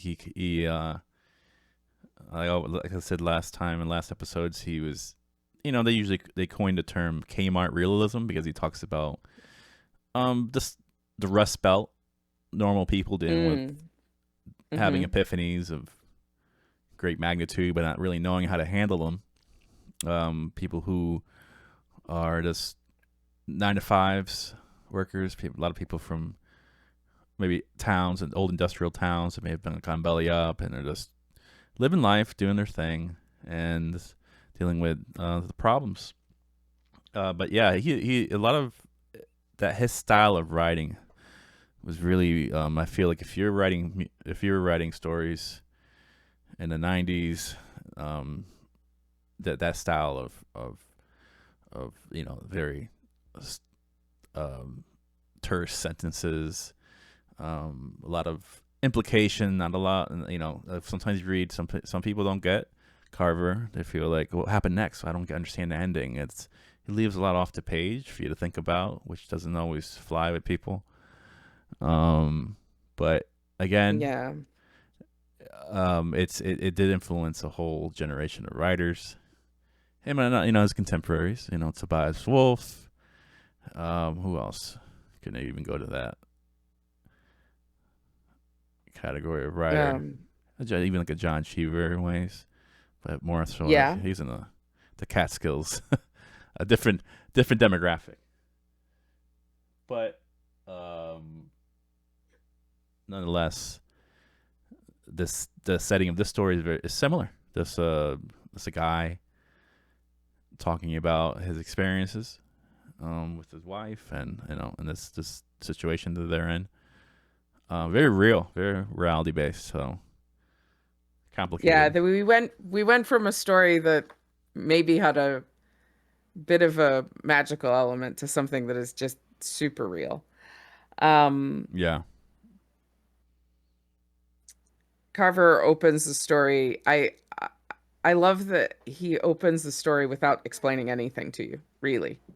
yeah. He just Also, says, yeah, I'm glad. I want you to read it because it was something that I think who mentioned that? I think Scrapple Jack was commenting on I was doing a DJ stream, and he was stating that he loved the opening. He thought it was like a great way to open a story. Yeah, the blind man, an old friend of my wife's. He was on his way to spend the night. His wife had died, so he was visiting the dead wife's relatives in Connecticut. He called my wife from his in-laws. Arrangements were made. He would come by train, a 5-hour trip, and my wife would meet him at the station. She hadn't seen him since she worked for him one summer in Seattle 10 years ago, but she and the blind man had kept in touch. They made tapes and mailed them back and forth. I wasn't enthusiastic about his visit. He was no one I knew, and his being blind bothered me. My idea of blindness came from the movies. In the movies, the blind moved slowly and never laughed. Sometimes they were led by seeing eye dogs. A blind man in my house was not something I looked forward to. Yeah, it almost reminded me of what was that story? We did a story and it had like a little monologue in the beginning. I think it was a Blue House. What was The Blue Hotel. Blue Hotel? And it didn't have some kind of. Oh no! The story about it was a story about the guy who was a server or a waiter on a train. Oh, Solo Song for Doc. Yeah, from Hue and Cry. It just reminded, like, you remember in the beginning of that film, like oh yeah, it does. It does start with a guy just talking about what it was like on the trains. Yeah, like it, and he ended up being in the film. It just, I don't know, that whole opening reminded me of this like a little monologue before everything happens. I thought it was cool. I don't really see that so often. You don't you don't really get that from a lot of Carver stories. I feel like it just kind of it throws you in there. Mm-hmm. But this kind of builds the scene quickly. Yeah. Which is a lot for a story. Maybe that's why this people like it, because it gives you some. It's a lighthouse.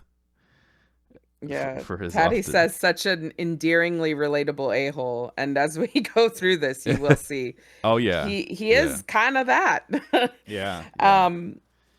He's not. He has his foibles. But yes. His wife worked for this man in a summer, and I I again was incredibly intrigued right from the start, because it talks about her needing the job because she didn't have any money, and the man she was going to marry at the end of the summer also didn't have money. And I was like, what? But she's married to the narrator. What? He's talking about it like it's not him, but it wasn't him. This is a previous marriage that she was getting ready for. And she took a job reading for this blind man. And, while she was going over and reading to him, they became good friends. Yeah. His wife, he knows this because his wife told him. And on her last day, the blind man asked if he could touch her face. This is very common from my personal experience with blind people. Same. That's how they see you, is by touching your face, and they can feel your features and understand to them what your appearance is. So she agreed to it, and he ran his fingers all over her face, like he was trying to understand every feature. And his wife is a little bit of a poet, and she wrote a poem about the experience. It says here that she wrote a poem or two every year, usually after something really important had happened to her. And this day that he touched her face, that was of importance to her. She, when she and her current husband first started dating, she showed him the poem. He didn't really like it. Yeah, he likes. But he wasn't much into poetry, so it might have just been that. But her her husband, that her prior husband, had been like a childhood sweetheart. Um, and they moved away from Seattle, but she kept in touch with the blind man. Mm. Um, they made first contact after a year or so of her being away. She called him from an Air Force base in Alabama. She just wanted to talk with him, so they talked. Um, she told the blind man that she loved her husband, but she didn't like where they lived. Yeah. She didn't like that he was part of the military industrial thing. Uh, she told him that she wrote a poem and that he was in it. She told him what it uh, was like to be an Air Force officer's wife.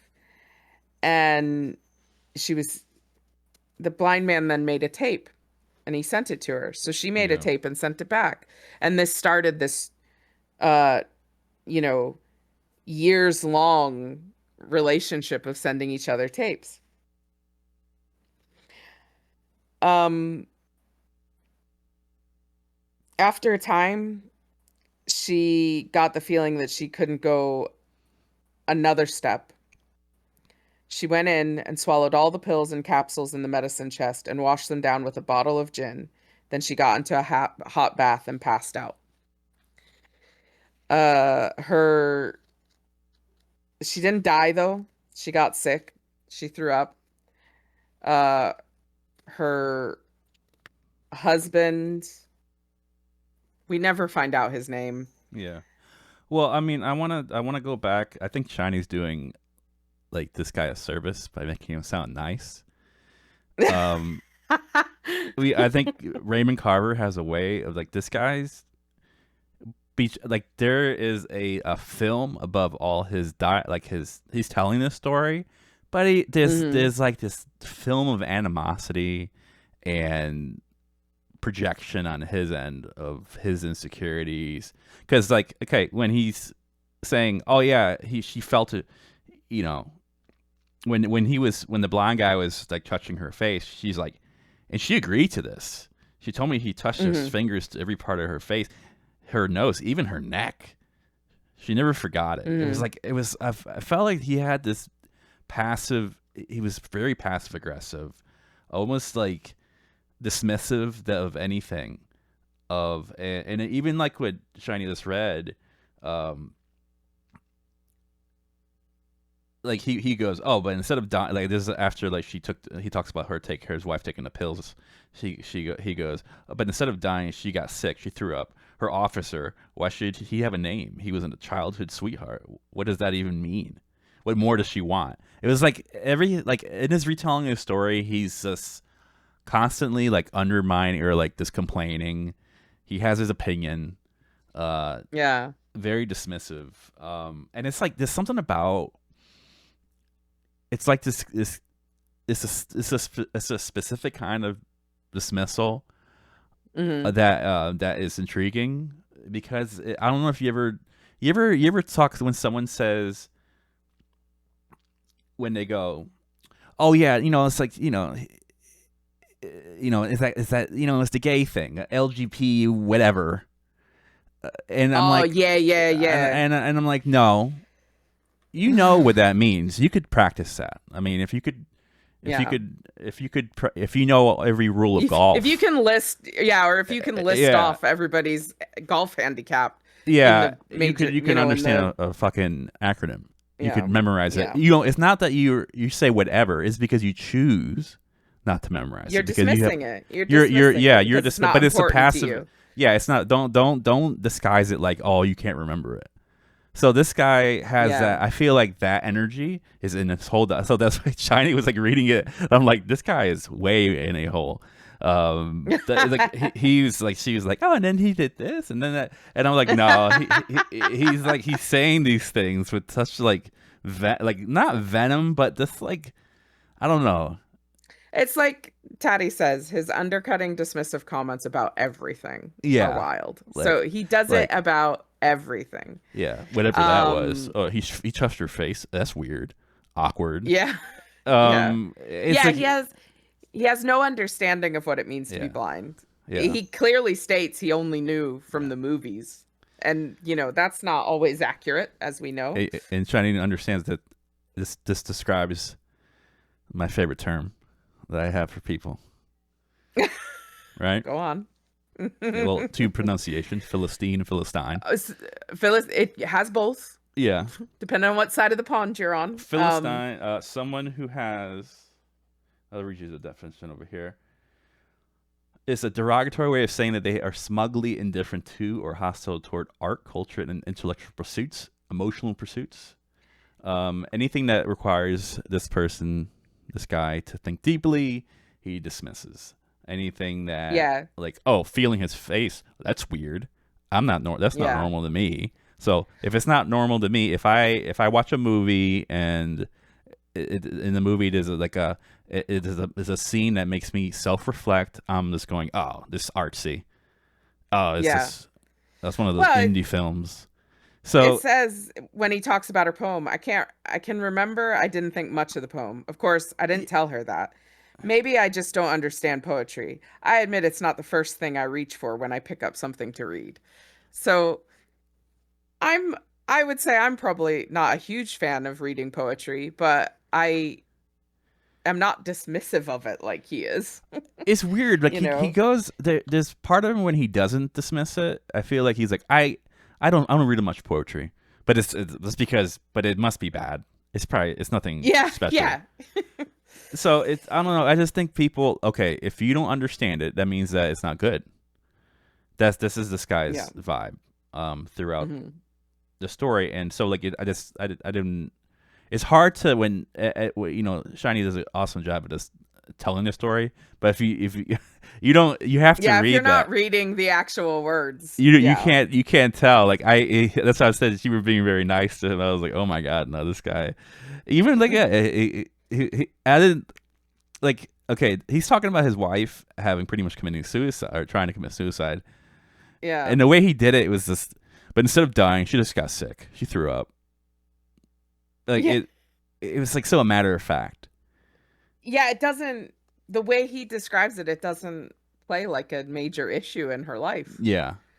Yeah. But it is. Yeah. Anytime somebody it's jealousy. Makes so much that jealousy. decision. But she had to write about it. She sent a tape to her friend. You can't even see it. Yeah. Or you can't even see her. Why? Like that's like his whole thing. But anyway. But yeah, so on one tape she told the blind man she decided to live away from her officer for a time. On another tape she told him about her divorce. This again is where you get that. She and I began going out, and of course she told her blind man about it. Yeah. Oh my god. She told him everything, or so it seemed to me. Once she played a tape for him, because he was mentioned in it. He got us drinks, and they settled down in the living room to listen. But after a few minutes of harmless chit-chat, he heard his own name in the mouth of this stranger, this blind man I didn't even know. Yeah. And I heard all I wanted to. Yeah, and they were interrupted, and that was fine with him. Yeah. They never went back to the tape. Maybe it was just as well. I heard all I wanted to. So he sounds like he's a little obviously he's a little jealous. Doesn't want to admit it. That's the worst. Yeah. He's just jealous. Acting like he's not jealous. Like, I don't care. Whatever. Yeah. It's fine. That's all I wanted to hear anyway. It wasn't even that important.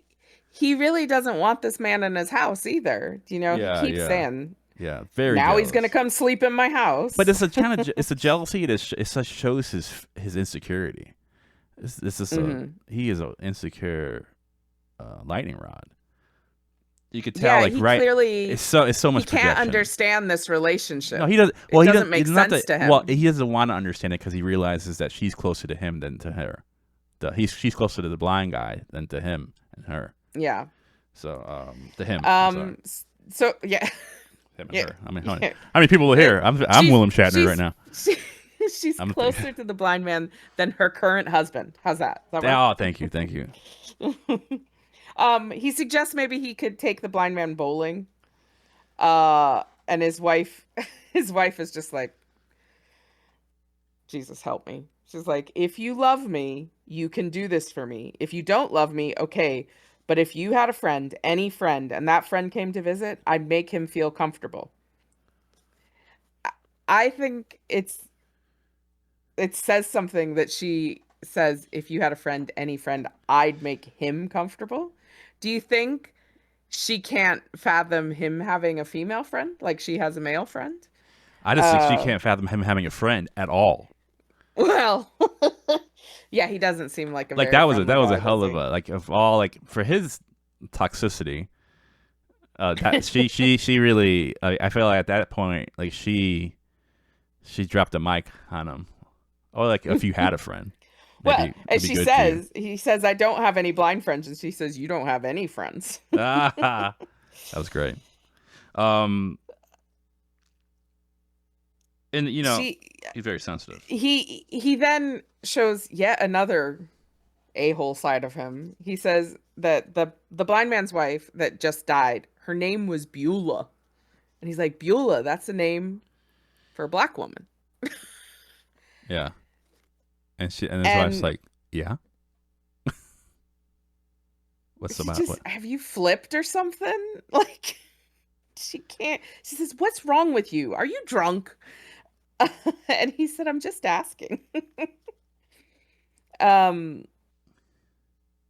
Like is he there's a clearly, little implication in there. Okay, yeah. he's saying, does he know she's black? Yeah, like he's blind. Maybe he just doesn't know. Oh man, maybe Patty says yeah, Archie Bunker. There is a bit of that. Like he is yeah, like of his time to a yeah. certain extent. I just like the fact uh like oh, maybe he doesn't know. That's so funny. yeah. That's Yeah. the big trick on the world. Like blind people can't figure things out. Like he's just I think he's just Yeah. thinking I don't know what like a the Well, stereotype and of a blind person. Like he doesn't know anything about blind people, but yet he knows no. everything about blind people. And if you would think, right? If this is his wife, if he touched the face of his friend before she left, and this is his wife, surely he's touched her more than just the face, which means he probably felt her hair, which if she was African American, he Her would hair would probably be feel a different. difference in Yeah. texture. Do you know, like, No, it's not that, that's too much for him. That's too much. yeah, well, yeah, well, I'm He's sorry, he's giving just, him too much credit. yeah. But again, I don't know that, like Taddy says, that that he would mind. Do you know? Like, what would it matter to him? Yeah. Um, but now we hear the story of Beulah and the blind man. She was the woman who went to work with him after the His wife went. narrator's wife left. Yep. Yep. And clearly they got closer than his wife and the blind man got, and uh they ended up getting married. But Beulah got cancer um and died, but for 8 years they'd been inseparable.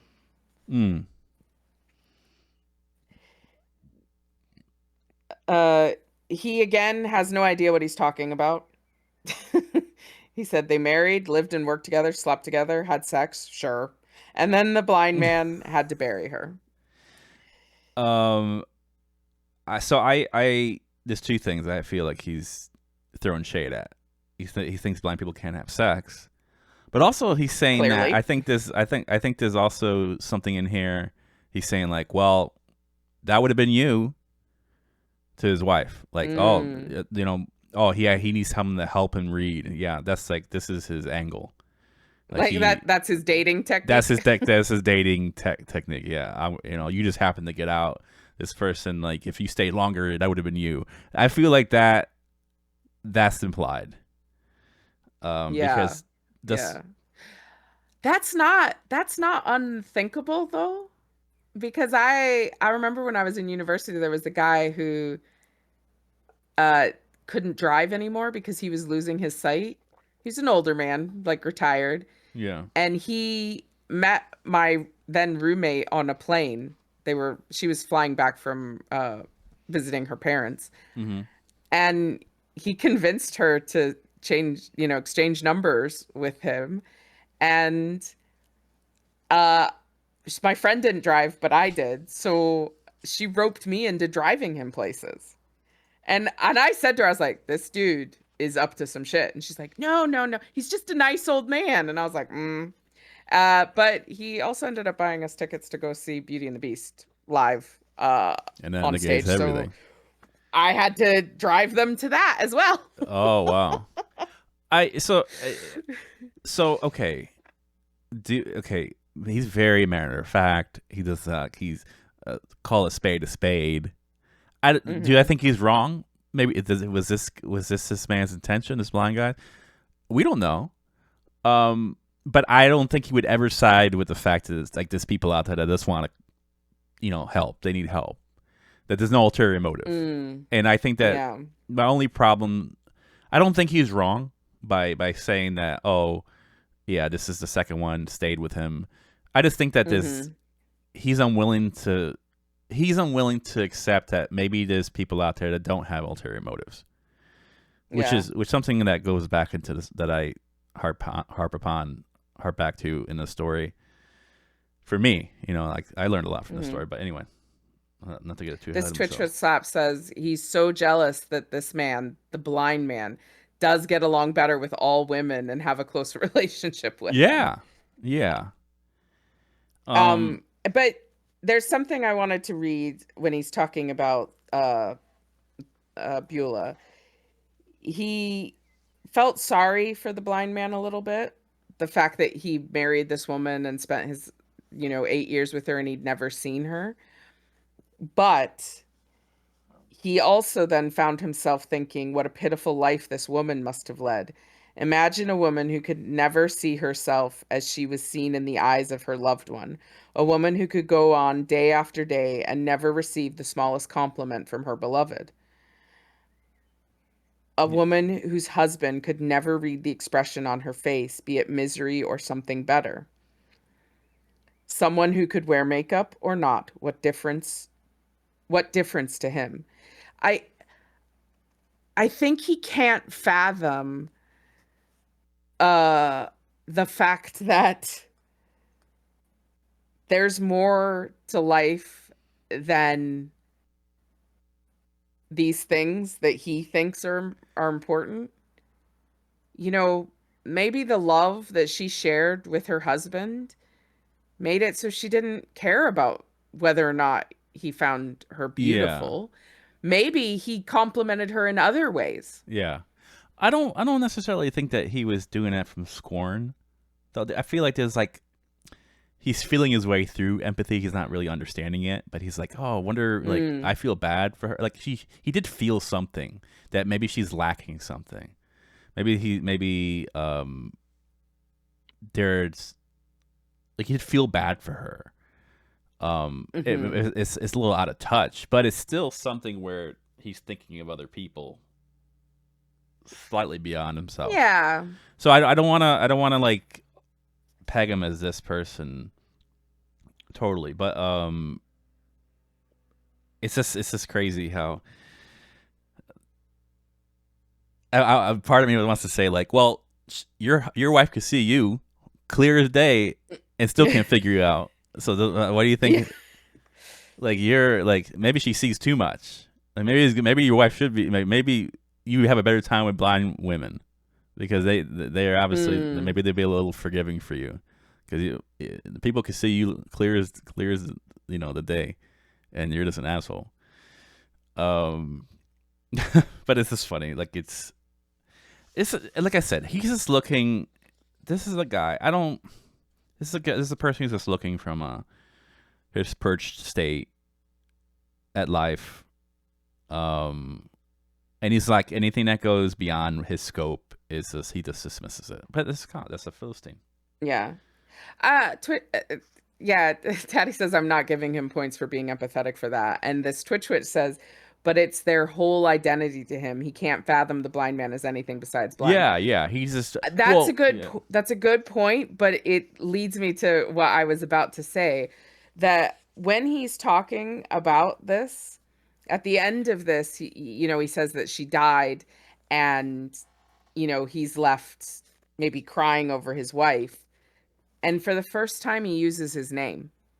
His name is Robert. And I wonder if that's a little nod to the fact that in this little moment of empathy, he finally switches over for a second to thinking for a second, because he goes back to calling him the blind man, but he switches over for a second to thinking about him as a person, not as a blind person. Yeah, that's a. Well, we're gonna like unpack that a little bit more later on, because I think this is like that little morsel of empathy, of true empathy, starts to happen a little bit more as the story goes on. Mm-hmm. With those little, there's like a little breadcrumb trail of things that are happening. I mean, but yeah, again, it's easy to hate this guy, especially at the start. Yeah, at the start. Yeah. So his wife goes to pick up Robert at the depot, and he decides to wait, which he has nothing to do, and it's clearly this man's fault. So he's having a drink and watching TV, and he hears the car pull into the drive.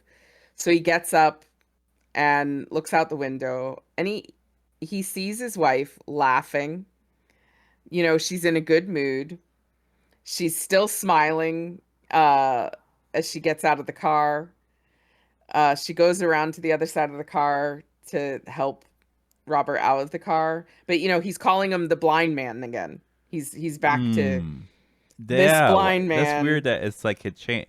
Like once he feels maybe a little threatened, or he's getting this pang of jealousy, now he's not Robert anymore. He's back to being the blind guy, which is just passive aggressive. That's what people do. He says that the guy is wearing a full beard. It's too much. He's already dismissing things about him. He's always he's sizing him up. Yeah. His wife takes the man's arm.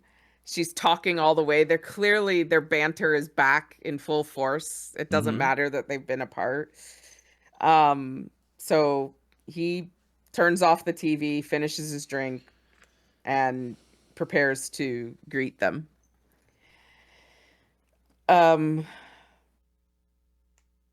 wife said, "I want you to meet Robert. Robert, this is my husband. I've told you all about him." She was beaming. She had this blind man by his coat sleeve. You notice that? Like, he's like everything in his proximity. Like, I'm noticing it. Like, why is my wife holding on to his coat sleeve? She doesn't hold on to my coat sleeve. It's all these little, like he's sizing her up or sizing him up. And when people size somebody up, when people size when an individual sizes another individual up, it's because of insecurity. So he's feeling like for someone as he's describing as being so helpless, this guy has a lot of power in his eyes. Like it sounds like he's saying, "Oh, he's this blind guy," but this blind guy is getting under his. He's getting under his skin a little bit. For someone being considered so helpless. I just had a really weird connection happen in my brain. What? In the film, there's something about Mary. Mm-hmm. Mary's best friend, which he's faking it, so this doesn't apply, but Mary's best friend is a disabled man. Oh, and okay. The main character gets really jealous of him because he seemingly gets all this attention from Mary. Yeah. But you could this. The Scrabble Jack feels he's afraid of his feelings of jealousy and inadequacy, and labels stuff to not feel. Yeah, like he's just always at the defense. Yeah. But I feel like he's kind of, because he sees the power that this man seemingly has over his wife. I think he keeps trying to like push him into like thinking that, well, this is his game. This is what he does. Mm. This is how he works the situation. Yeah. He's blind, sure, but look at what he gets for it, which is not the way to be thinking. No. Well, he's jealous. Yeah. Yeah, that's what jealousy. He's insecure. So, yeah. So Robert says that he feels like they've already met.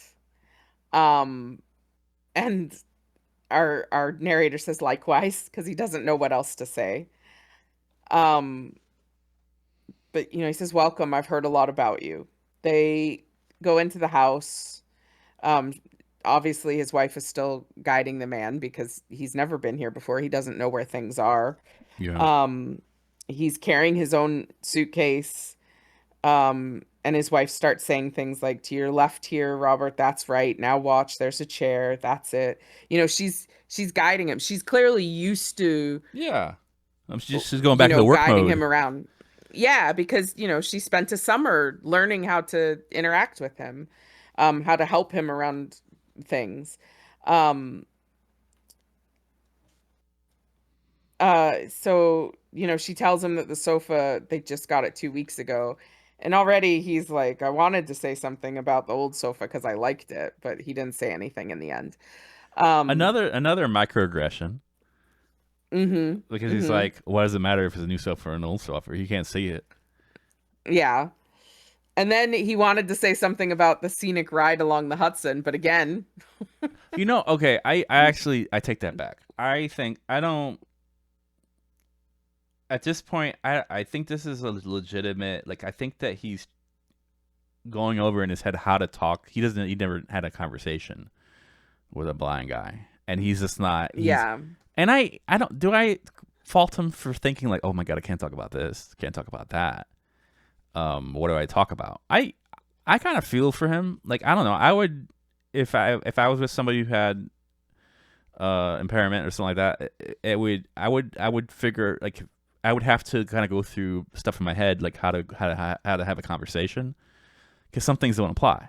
Like, so do I get mad at him for like having like fault, like, I mean, stumbling over his thoughts and words? No, because I think most people would think like, okay, obviously I can't talk about any of the visual things here to, like, in a way that Hmm. he won't understand.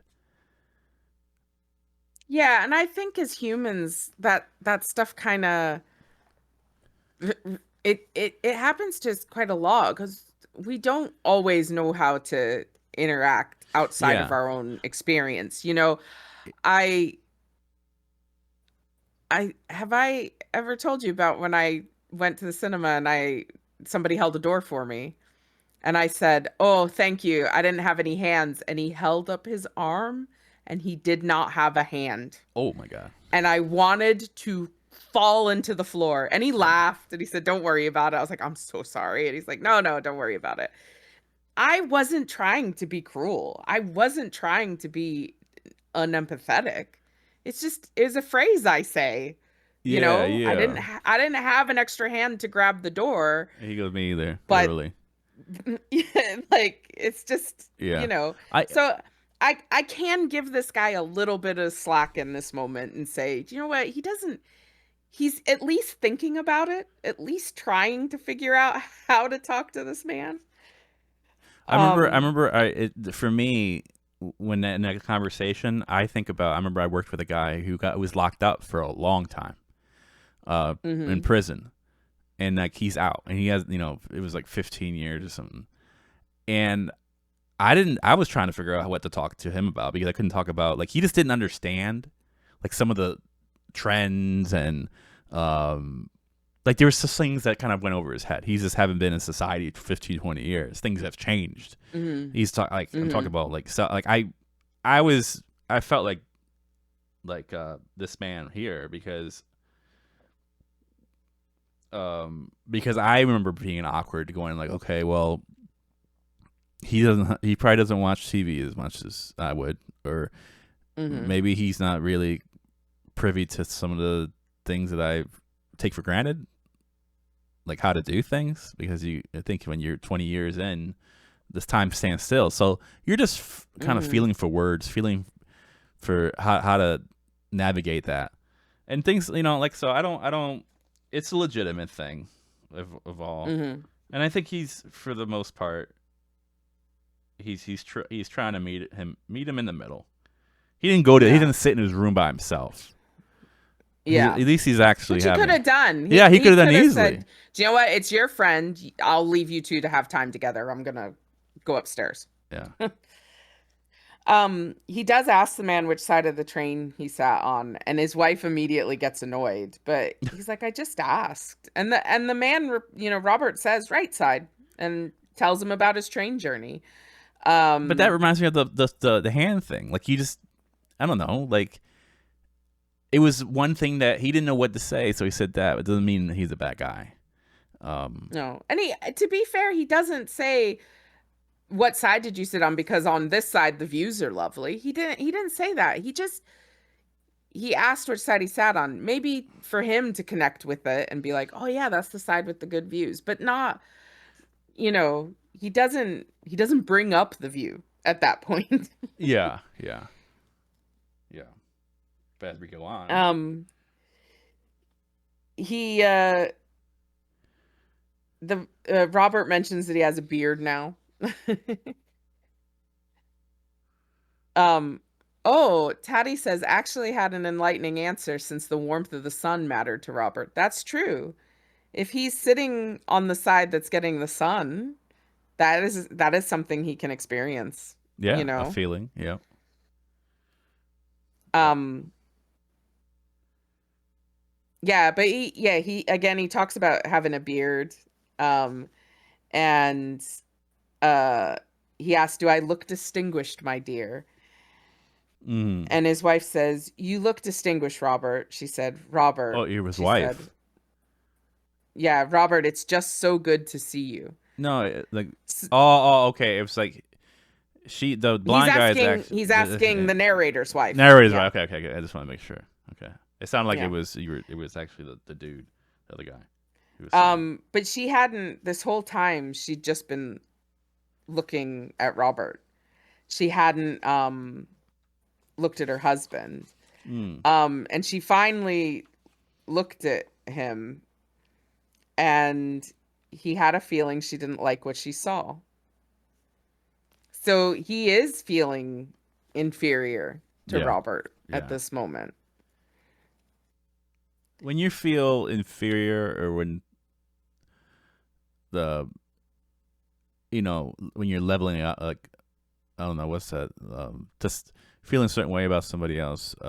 It would you start to you sizing someone up just because you're not comfortable, Hmm. and it just shows that he of all the things that all it's like everything that he's going out of the way to dismiss this guy's, almost like this guy is not enough. He's not.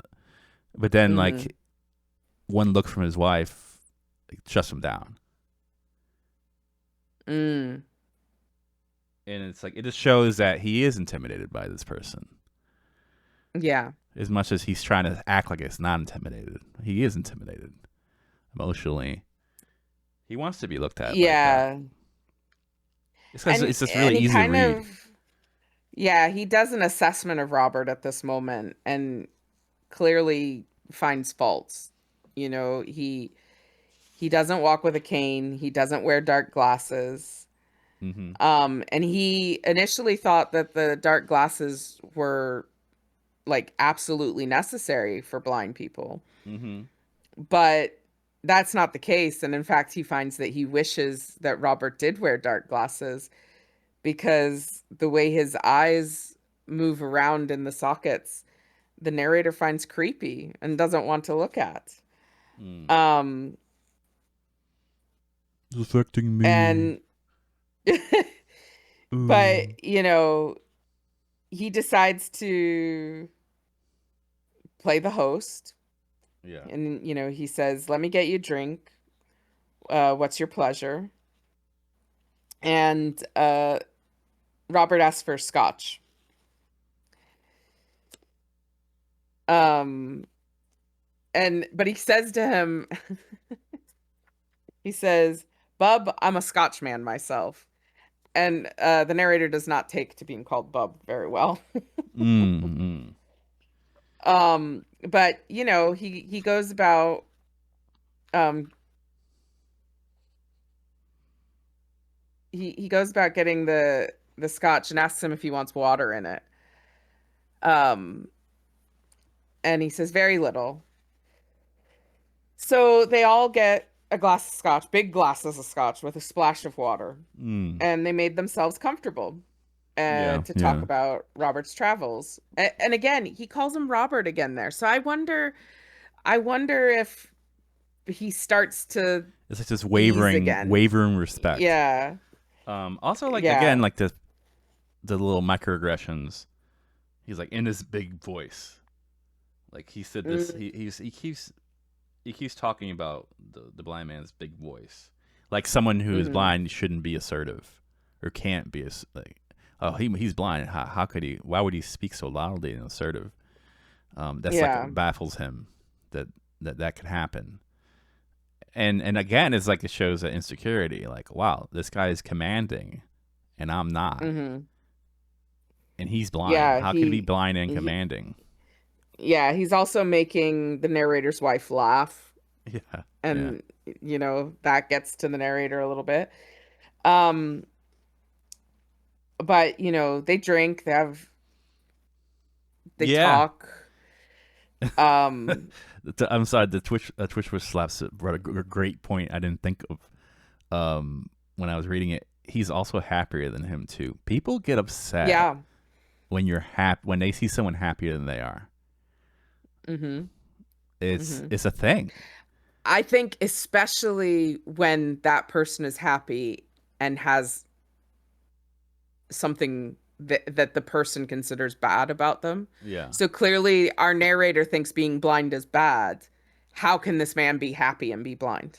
yeah. But really saying like, damn, he's happier than me, Yeah. and I hate him for that for a little bit. Yeah. A little bit. But, like I He's said, they're still sitting there. He's there. still there. He could have been Archie Bunker and like receded into the basement.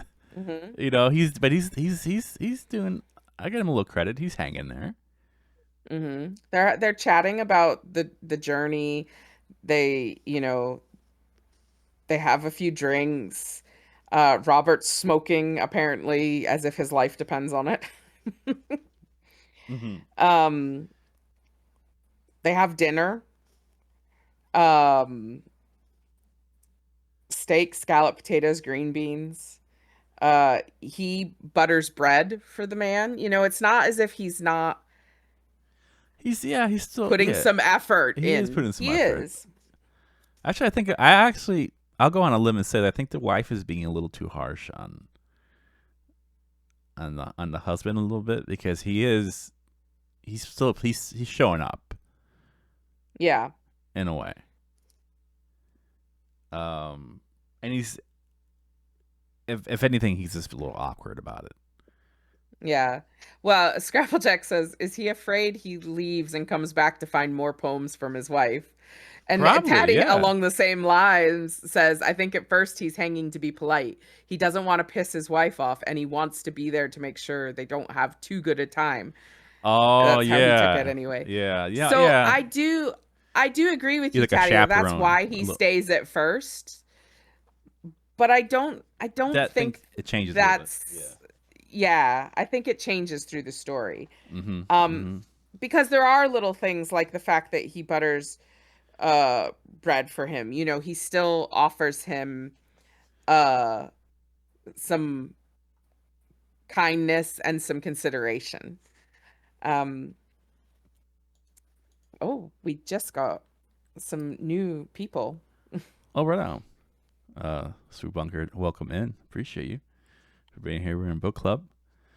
Um, so yeah, he is. Yeah, that's a good point, Taddy. Like he is. kind of being the chaperone. Like, let me make sure there's no hanky panky here. Or, let him know that I'm a presence. But then, like, things change a little bit too. Like he's doing things, like you said, buttering his bread. There, he's having drinks with them. He's doing this stuff. I think it's slowly he's getting used to the fact of this guy's presence. I don't think he's put off by him. No, in fact, he says, I watched with admiration as he used his knife and fork on the meat. Now, one could say that that's kind of a little bit another microaggression. A microaggression, because it's like, oh, yeah. I can't even believe that. But I also think it's another opening for him, right? Yeah. He's like, oh, yeah. Maybe my view of blind people is a little skewed, off. He won't admit that. Yeah. He's too proud to say like, But there is like there's a little like things are changing slightly with him. Mm-hmm. It's not full on, which is very, for me, realistic. That he's going, wow, look at the way dexterity he has. He's cutting the food and everything's in slices and almost being impressed too by like, okay, this is how a blind person eats. Like they're probably like fastidious, about how they have the food. I don't like. I can see someone being very type A and cutting food up and having the chicken in one part and the veggies here. But I think for someone who's blind, it's. I think you have to be a little bit more. Whereas, like you make sure you're not going to eat a bone. There's other factors that go along with eating. He could eat something that maybe won't play well in his stomach, or like I think that there's a lot of factors that go into probably eating that you don't think about, and like he's looking at it and go, oh wow, okay, this is how he we have to again keep in mind that he has never had any interaction with a blind person before. This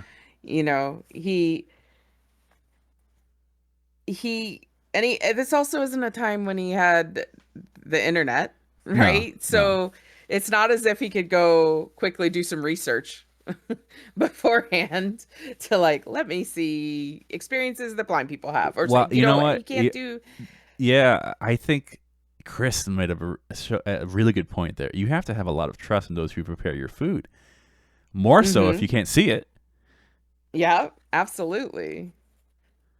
Yeah, so that's why he Scrapple Jack said blind people for dumb. Yeah, that's what he needs, that book. He should have bought that book before he had this interaction.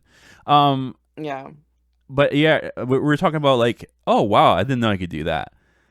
It's that's like, I remember seeing something on YouTube and it was like this guy who was like the head of a Mexican mafia, and he was really articulate about, like, this guy was talking about the inner workings of the mafia, and he was like, so he was in prison, and the comments on YouTube just boiled me over. They're like, wow, I could for he speaks so well, and I'm like, and I was adding on to all the comments for a Mexican. Oh, you mean he speaks so well for a Mexican guy? So he's so articulate, like many people. You just think you can't because you're in some criminal enterprise that you can't be smart, or you can't sound a certain way. Or it was like, but all the comments for this, like, wow, I would never expect him to speak so well. I was like, oh wow, you could talk on your hind legs. Like, you could like almost like a dog. Like, oh wow, look at you, a trick. Look at you. Wow. And it's like, so I see how like that comment, like, I didn't know he could do that, cut his food up. It could come across like very patronizing. Yeah. Without even knowing it. After dinner they go to the sofas, and it's like a little bit 2 steps forward, 1 step back with the narrator, because he's listening to them talk. Yeah. But he's interjecting occasionally. Yeah. He doesn't want his, for the most part he's listening, but he does join in. He doesn't want his wife to think he doesn't want Robert to think he left the room, and he doesn't want his wife to think that he feels left out. Well, which is another thing that's funny to me, because like, okay, I think like he forgets that when you're like one of your senses is gone, like your other senses are heightened. So I think that if he was Yeah. not like he could hear him probably leave the room. Yeah, get up and walk out. Yeah. Like he think like it's just something about like him going like Well, he has cuz to hit like he has to floors hit a creak like and yeah exactly like what do you he's and thinking like I clothing have to makes let me get a pot noise. and then you get a spatula and a pot go ding ding ding ding ding like Yeah. make noise and I'm leaving like dude he could sense he knows when you leave the room this guy's blind like he's probably he Mhm. hears better than you can. Yeah. It just shows another of this his under like his lack of understanding for others beyond himself Mhm. or beyond his stuff that happens in Yeah. his life. It says they talked of things that had happened to them these past 10 years. Yeah. I Oh yeah. waited in vain to hear my name on my wife's sweet lips. And then my dear husband came into my life. Something like that. But I heard nothing of the sort. Mm. He's a little jealous. Uh, yeah, more talk of Robert. Robert had done a little of everything, it seemed. Yeah. Um, so he is still jealous. Like even though Yeah. he maybe is starting to see Robert's humanity, he's still very, very threatened by their relationship. Um, he gets up and turns on the TV, which earns him an irritated look from his wife. Um, but he asks Robert, "Do you have a TV?" And Robert replies, "My dear, I have two TVs. I have a color set and a black and white thing, an old relic. It's funny, but if I turn the TV on, I'm always turning it on. I turn on the color set. It's funny, don't you think?" Um, yeah, he sees, I think it's nice that Robert sees humor in the fact that he can't see, but he still picks the color TV. Mm-hmm. Yeah. Yeah. So it's like Um, he's. I think when you're around someone with like impairment, you kind of forget that you know like you're concerned with trying not to say anything that's going to be rude, and it's mhm, almost like when someone could be almost like self-deprecating and have that mhm, and be funny about it. It kind of maybe it's a way for him for Robert to be a little bit like to ease the tension of the room. And I feel like mhm. that's like a move because he knows that not everyone's like maybe he just senses that this guy is not used to having me around. So let me just Yeah. make a joke and Mhm, do that. mhm. Like I can it's okay. I can make fun of myself. I think that's like a leveling or I don't know, like a you're priming the room for this more friendlier interactions and you don't want to make it awkward. Yeah. And But but our narrator kind of does because he doesn't know what to say. yeah. So he doesn't say anything. He just watches the news. And Robert says, "This is a color TV. How I don't ask me how, but I can tell." Yeah, yeah, yeah. And and the narrator confirms. He's like, "We traded up a while ago." Um so they they keep they keep sitting there watching. Mm, Um but his the narrator's wife is getting tired. She yawns yeah. and she says that she's going to go upstairs and change into something more comfortable. Um and she says to Robert, "You make yourself comfortable." And he says, "I am comfortable." And she says, "I want you to feel comfortable in this house." And he says, "I am comfortable." So Do you f- Robert seems pretty happy, pretty, okay with the situation. do you think do you like when you read that I was going to ask you Shiny. Do you think that she was really saying that to her husband a little bit? Like I want you to feel Um, comfortable in this house. Like kind of letting like saying like um I don't know, like think like you're hosting something, like you're your partner and you're hosting someone. You bring someone over, and you say something, but you say it in a way as like a warning. Like, I want you to be comfortable in this house and enjoy yourself, right? It's almost like he's Not that she's saying for her husband to be comfortable, but that she's pointing out to her husband, that we need to make him you like, need to make him comfortable. yeah, yeah. That's what I felt Yeah. when she, Yeah, I think maybe so because and she leaves. I mean, I feel like yeah, that was intentional. I think that's the issue, is that she knows she's about to leave the two of them alone together, Yeah, that's what I'm saying. It's a and little, she wants to make sure her husband doesn't fuck it up. yeah, yeah. And so like that's why I thought it was a complicated, it was a loaded statement. Like, okay, Mhm. he wants Mhm. to let you know, like, hey, I'm tired. I'm gonna be getting dressed. I may take a shower, do other things. You're gonna be with him alone, so just don't Mhm. put on a TV and not speak to him. Yeah. Taddy said, in his defense, this guy is pretty ball busted. He's unhappy with his job. His wife's unhappy with him. It paints a bit of a picture. So yeah, he's maybe feeling a bit down on himself. And then Yeah, this guy walks in and is his wife's best friend, and it stings him. But he is, again, I keep coming back to the fact that he is trying, yeah, he you is trying. know. Yeah, I like this. I like to see it. Um, but yeah, so his wife leaves, the two of them there. They listen to the weather report and the sports roundup. Um, by that time, she'd been gone so long, he didn't know if she was going to come back. So he thought maybe she went to bed.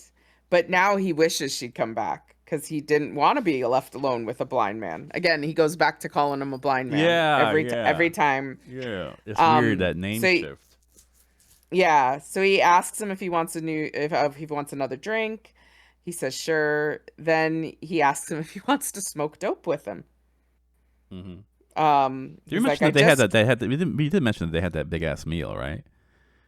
yeah. They had a Okay, big ass meal. they ate like hell. Um, So yeah. So he said I just rolled a number, and he said I hadn't, but I plan to do so in about two shakes. So Robert says I'll try some, I'll and try he's some. like, yeah, damn Keyword. right, yeah. Like, he's not. So yeah, it's because it's his first time apparently. Yeah. He's never done this before. And you know, uh our narrator tries, to talk him through. He's like, hold it in as long as you can. And his wife comes back downstairs at that point wearing a pink robe and pink slippers. Yeah, yeah. And she's like, what do I smell? Thanks, mom. And he's like, we thought we'd have us some cannabis. Yeah. His wife gives him a savage look. Um, and then she says, Robert, I didn't know you smoked. And he said, I do now, my dear. Yeah. There's a first time for everything, but I don't I feel like anything that. I yet. kind of like that. I feel like, I don't know, like Robert is like sticking up for the husband a little bit. Like, maybe I like think, sent like he heard like it was a little like the you said it like when you recited it. It was, you did a impression of her, a perfect impression of her. She was annoyed. Um, and I think that was, and maybe because he's so perceptive and listens intently, that maybe he was like, oh, no, this is, I want to do it. This is what we're doing. Like, it was almost like I do he think, took the pressure away from, like, he saved Robert. I mean, he saved her husband a yeah, little bit. I think, and Taddy just said this as well. It shows me he's not on guard with the narrator, like he has no animosity. I think Robert is perceptive of the fact that he is a man who's had a longer relationship with this guy's wife than this guy has. They're Mm, yeah. they're very close, and he's now in this guy's house for the first time, Mm-hmm. and he doesn't want to be Step on a any cause toes. for yeah, a cause for animosity between these two married people. Mm-hmm. He cares about um this woman, but Mm-hmm. he also doesn't want to cause problems in her life. So, he's going to kind of go out of his way to It's like, make hey, a friendship with yeah. Oh, you her want to smoke some? husband. You want to smoke some marijuana? We're gonna smoke some marijuana. Okay. Yeah. Let me go on. You're nice enough to host me here and to maybe sit and hear us me being feel like the third wheel. You want to do this? Mhm. Just put the ball in your court. Mhm. I'm gonna play. I'll do what you want to do, and I think that's And he's cool. Yeah, he's probably, like Scrapplejack says, Robert's radar works great and he's smoothing the atmosphere. He yeah, probably has a very good ear for hearing people's moods. yeah. And the That's what I'm wife saying. Yeah, has been kind of short with her husband at multiple points I in don't this think story. I don't think it's even warranted at sometimes. No, no, I do think she's being harsher to him than he deserves. Yeah, Again, yes, maybe he is ableist and maybe he is racist, but I also think he's not stuck in those ways. yeah. It He's comes from his ignorance and he's learning through this a little. Yeah, interaction. he's making these small adjustments, maybe Mm-hmm. unknowingly. But I also think that him Robert smoothing the atmosphere. I think it not impresses the husband, but maybe I don't know. He goes, oh, this guy kind of stuck up for me. Like he heard Mm-hmm. my wife's disapproval, and then he stuck up for me. Like no, no, no, Yeah. we wanted to do this. I never did this before. Let's Yeah. because I felt like his response like really took the air out of the room, like or that Yeah. smooth like he's a smooth atmosphere, but made It it it it took the fire out of yeah. the wife. And then what happens next is like the wife tries a little bit, so it almost makes the wife feel like a little bit of a narc. Yeah. I for some reason when I read this I got the impression that maybe the two of them had smoked together before, the husband and wife. I don't think she usually is into it as much, but Mm. I feel like she's done it before. Um, I really liked this one line, not for any in-depth reason, but he just said, "It's dope you can reason with." Yeah. I just thought that was funny. But yeah, so um, she takes a toke and then she goes, "Which way is this going?" She wants to keep it going the correct way. Yeah. So Um, yeah, it is another a clue that she's not really doesn't do that often.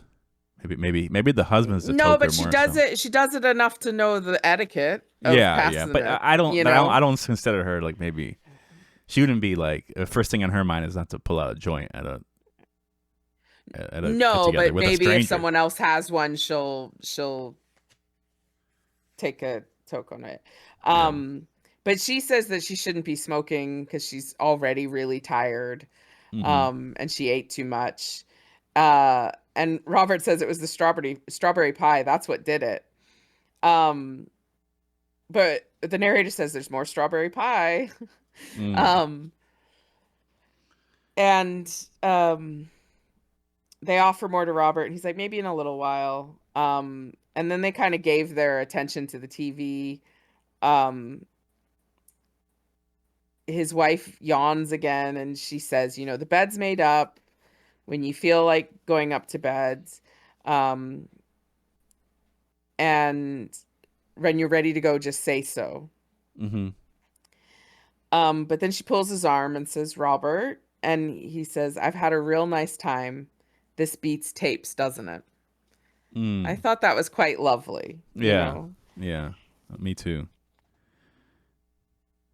And she says, she'll just sit for a while between them because they're on the sofa. Everyone's on the sofa now. Previously, he was sitting in a chair. The narrator was sitting in a chair opposite, but now they're all on the sofa together.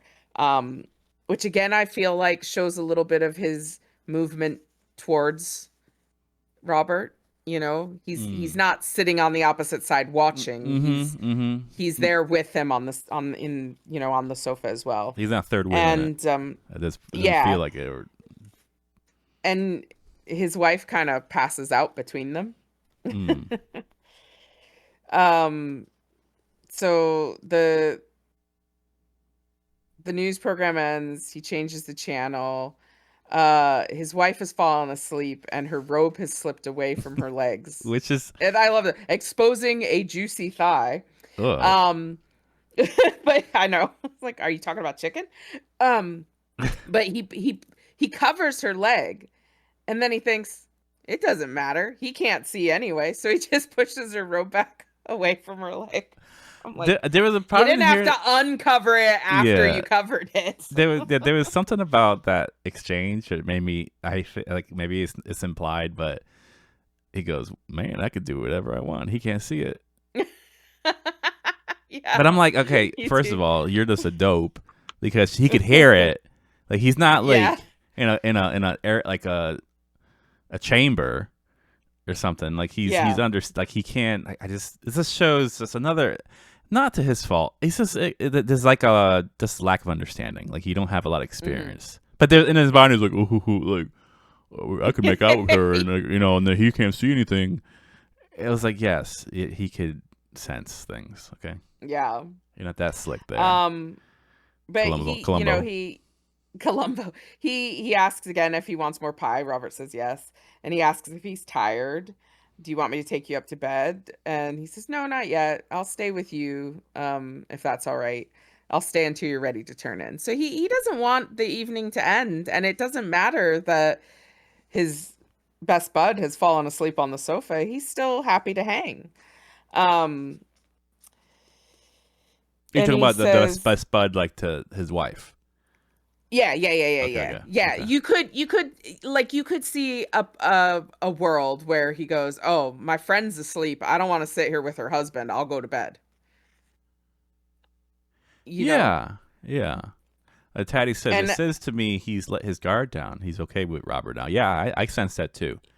yeah, It's like because the awkwardness kind of dissipated.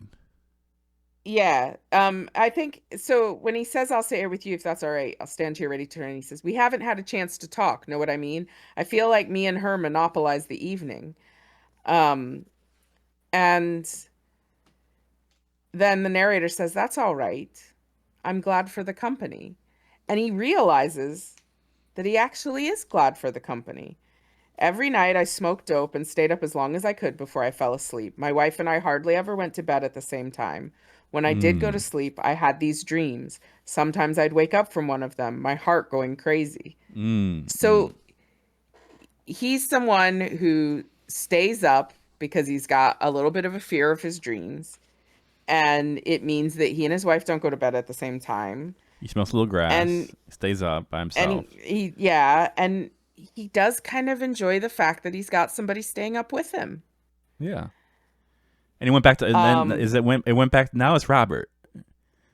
Now mhm, the name changed again, right? It's still now mhm. it's probably Robert for the longest time now in the passages. Yeah. It was going to Blind Yeah. Man. This is like the longest stretch of just him calling him Robert. Yeah. Um, so they put on something about the church in the Middle Ages. Um, but he like, nah, I want to watch something else, but there's nothing on. So he goes back to the first channel and apologizes. And Robert says, "Bub," well, he does say the blind man here. "Bub, it's all right. It's fine with me. Whatever you want to watch is okay. I'm always learning something. Learning never ends. It won't hurt me to learn something tonight. I got ears," he said. I thought that was really lovely. You know, he's just cool with whatever because he can take something from anything. Yeah, yeah. And I like Um, this. And they're a little high. They're relaxed. They're mhm. kind of enjoying this thing together. And it just Robert just seems like a guy who's just open for anything. Mhm.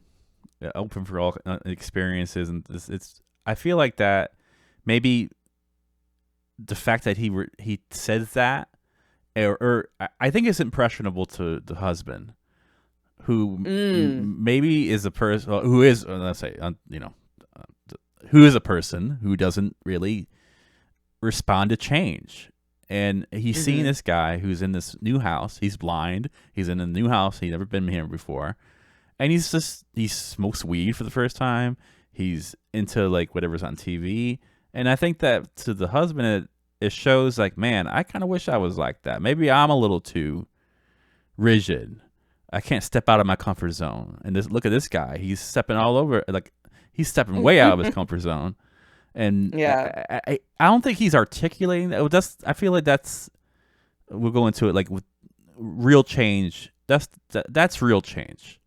You can't anticipate. You can't go to a self-help section of a bookstore and try to change. Oh, I'm going to buy this book about self-esteem. I'm going to read it. I'm going to feel better. Usually it's going to be something that happens to you that's going to change you. And I think that in this instance, he is changing.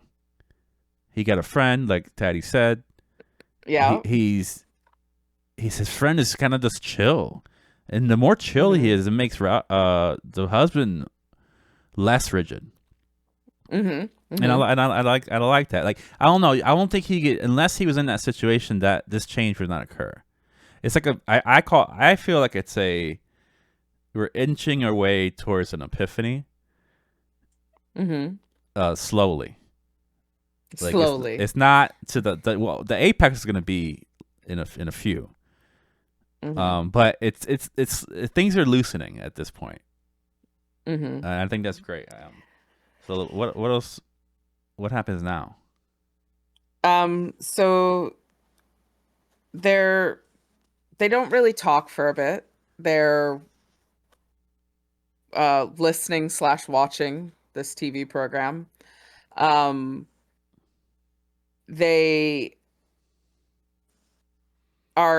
There's an Englishman who's narrating things, and the narrator tries to explain what's happening on the screen. Yeah. And Robert says, skeletons. I know about skeletons. And then there's a cathedral. And then there's another cathedral. Long, slow looks at these cathedrals. So it's a lot of silence. A lot of silence. Yeah, a lot of silence. There may be like backing music, but they're not saying anything at this moment. They're just showing these big, beautiful, buildings. And it says there were times when the Englishman who was telling the thing would shut up and would simply let the camera move around over the cathedrals. Or else the camera would tour the countryside, men in fields walking behind oxen. I waited as long as I could. Then I felt I had to say something. I said, I love that part. They're showing the outside of this cathedral now. Gargoyles, little statues carved to look like monsters. Now I guess they're in Italy. Yeah, they're in Italy. There's paintings on the walls of this one church. Are those fresco paintings, bub? He asked and sipped from his drink. So now they're having a dialogue, the two of them. Like the tapes. Almost like the tapes. Yeah.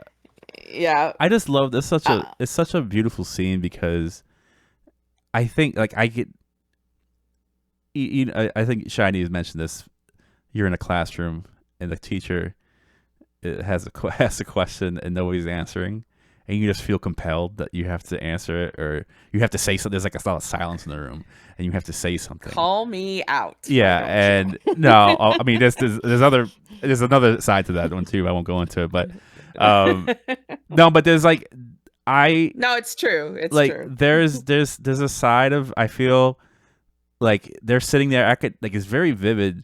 Like they're sitting there, and then it's like this music of just showing. It's probably like 2 minutes long of just showing these cathedrals, and he goes for that moment when there's silence. He's like, I gotta do something. Like I have to do. Like this is. I'm awkward because I'm seeing this, but he's not. So I just love the fact that he stepped up.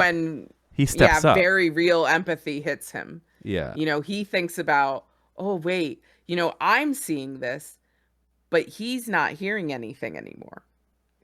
Yeah. I just sit here like almost like he's sitting there like his hands are getting sweaty and he's like, oh my God, I gotta do something. I have to do something. Is he enjoying himself? It's like he's putting himself in his shoes. So that's more and more. Yeah. So he says, something has occurred to me. Do you have any idea what a cathedral is? What they look like, that is? Do you follow me? If somebody says cathedral to you, do you have any notion of what they're talking about? Do you know the difference between that and a Baptist church, say? The weed is really working now. Because I don't think he Yeah. would have said that before. No, I don't think so. Um, and he says, I know they took hundreds of workers 50 or 100 years to build, he said. I just heard the man say that, of course. I know generations of the same families worked on a cathedral. I heard him say that too. Um, but he doesn't know what they look like. And he admits that. He's like, yeah, you're right, man. I don't know shit about cathedrals. That's Yeah, he says, in that wise, bub, they're no different from the rest of us, right? And he's just saying, they just work to work. But he says, yeah, um, if you want the truth, bub, that's about all I know. What I just said, what I heard him say. But maybe you could describe one to me. I wish you'd do it. I'd like that, if you want to know. I really don't have a good idea. Um, and he takes it upon himself. He's like, okay, I'm going to look at this cathedral. How do I describe this? If my life depended on it, how would I describe this? yeah. Um, and he tries, he's like, well, they're very tall. Yeah. They reach way up toward the sky. They're big, but he's not really doing a great job of it. No. But I don't think he has in his innate, it's not in his nature to describe anything beyond what he sees. Because that's how he looks at life. Mm-hmm. Things are flat. You have a job, you come home, you do this, you go to sleep. He's not sitting out. He's not like contemplating the environment often. So he doesn't know. Like this is new territory for him. Mm-hmm. But he's trying. Yeah. He wants to he wants to do well. You got to give him that. He wants to do well. And I think that part of it, he's saying, he goes, I'm not doing a good job. Right? He's like, yeah, he recognizes that he's not getting it across what a cathedral is. And Robert helps him out. He says, hey, listen, I hope you don't mind me asking you. Can I ask you something?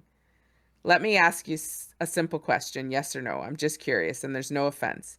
You are my host, but let me ask if you are in any way religious. You don't mind my asking. It's like he says so many words there. Why do you think why do you think he asks that? That's what I was mixed up with that in the story. I think he says I don't believe in it. I think it's because he's not connecting with the cathedral. And Robert is trying to figure out if him not being religious is maybe why. That's how I read it. I don't know if that's the actual, I like what the, if you have if you have an inability to connect, like maybe people who are, I don't agree with that, but people who are religious are more creative or I don't think it's more creative. I think when something means something to you, you can speak about it better. It's like, oh wait, yeah. If you find one of my special interests, I will talk to you about it forever. But if you ask me about something that I don't have a lot of care about, like Twitch, I don't know, but Twitch was something really, really telling. He said cathedrals definitely represent religion. Okay, I want to unpack that and say if Robert's having this conversation with the husband, and they're finally like kind of seeing things, like they're having a moment. With this moment being encompassed by a cathedral, which represents religion, which shows that we're having this conversation is because it's guided by God or guided by a higher force right now. Like this is like if Robert was religious and said, you know what, I was really having a hard time connecting with this person, and now we're like, this is a sign, a symbol that we're going like this, like things are going well because a cathedral Mm-hmm.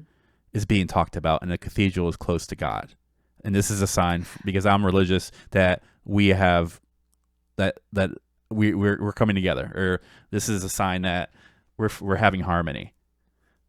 Maybe, but I Yeah. see it a different way. I see it as like, I don't know if you know anything about cathedrals, but cathedrals are built in a very specific way because of their religious nature.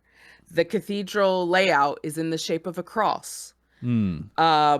There is the windows, the stained glass windows often tell a religious story in their pictures.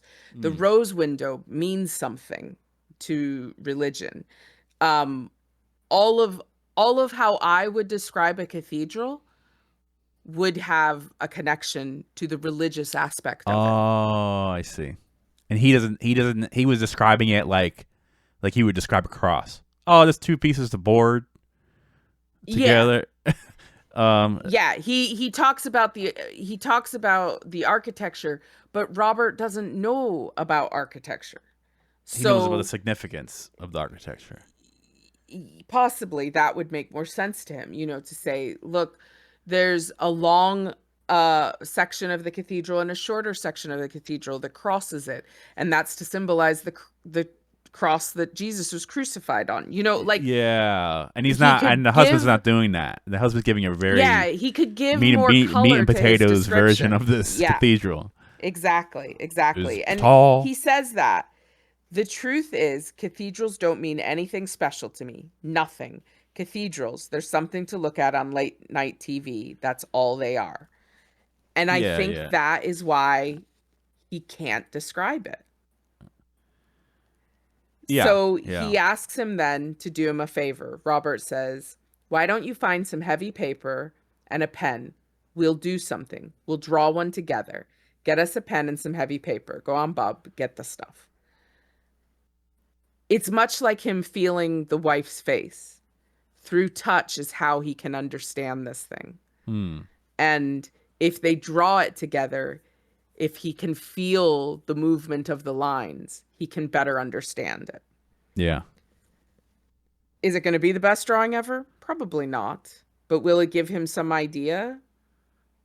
Probably. yeah. Um, and that's what they do. Uh, the narrator starts drawing. Robert puts his hand on the narrator's hand so that he feels the process, Mm-hmm. and he starts drawing this cathedral. And Robert responds to this. He's like, Mm. "Swell, terrific, you're doing fine. Never thought anything like this could happen in your lifetime, did you, bub? Well, it's a strange life. We all know that. Go on now. Keep it up." Mm-hmm.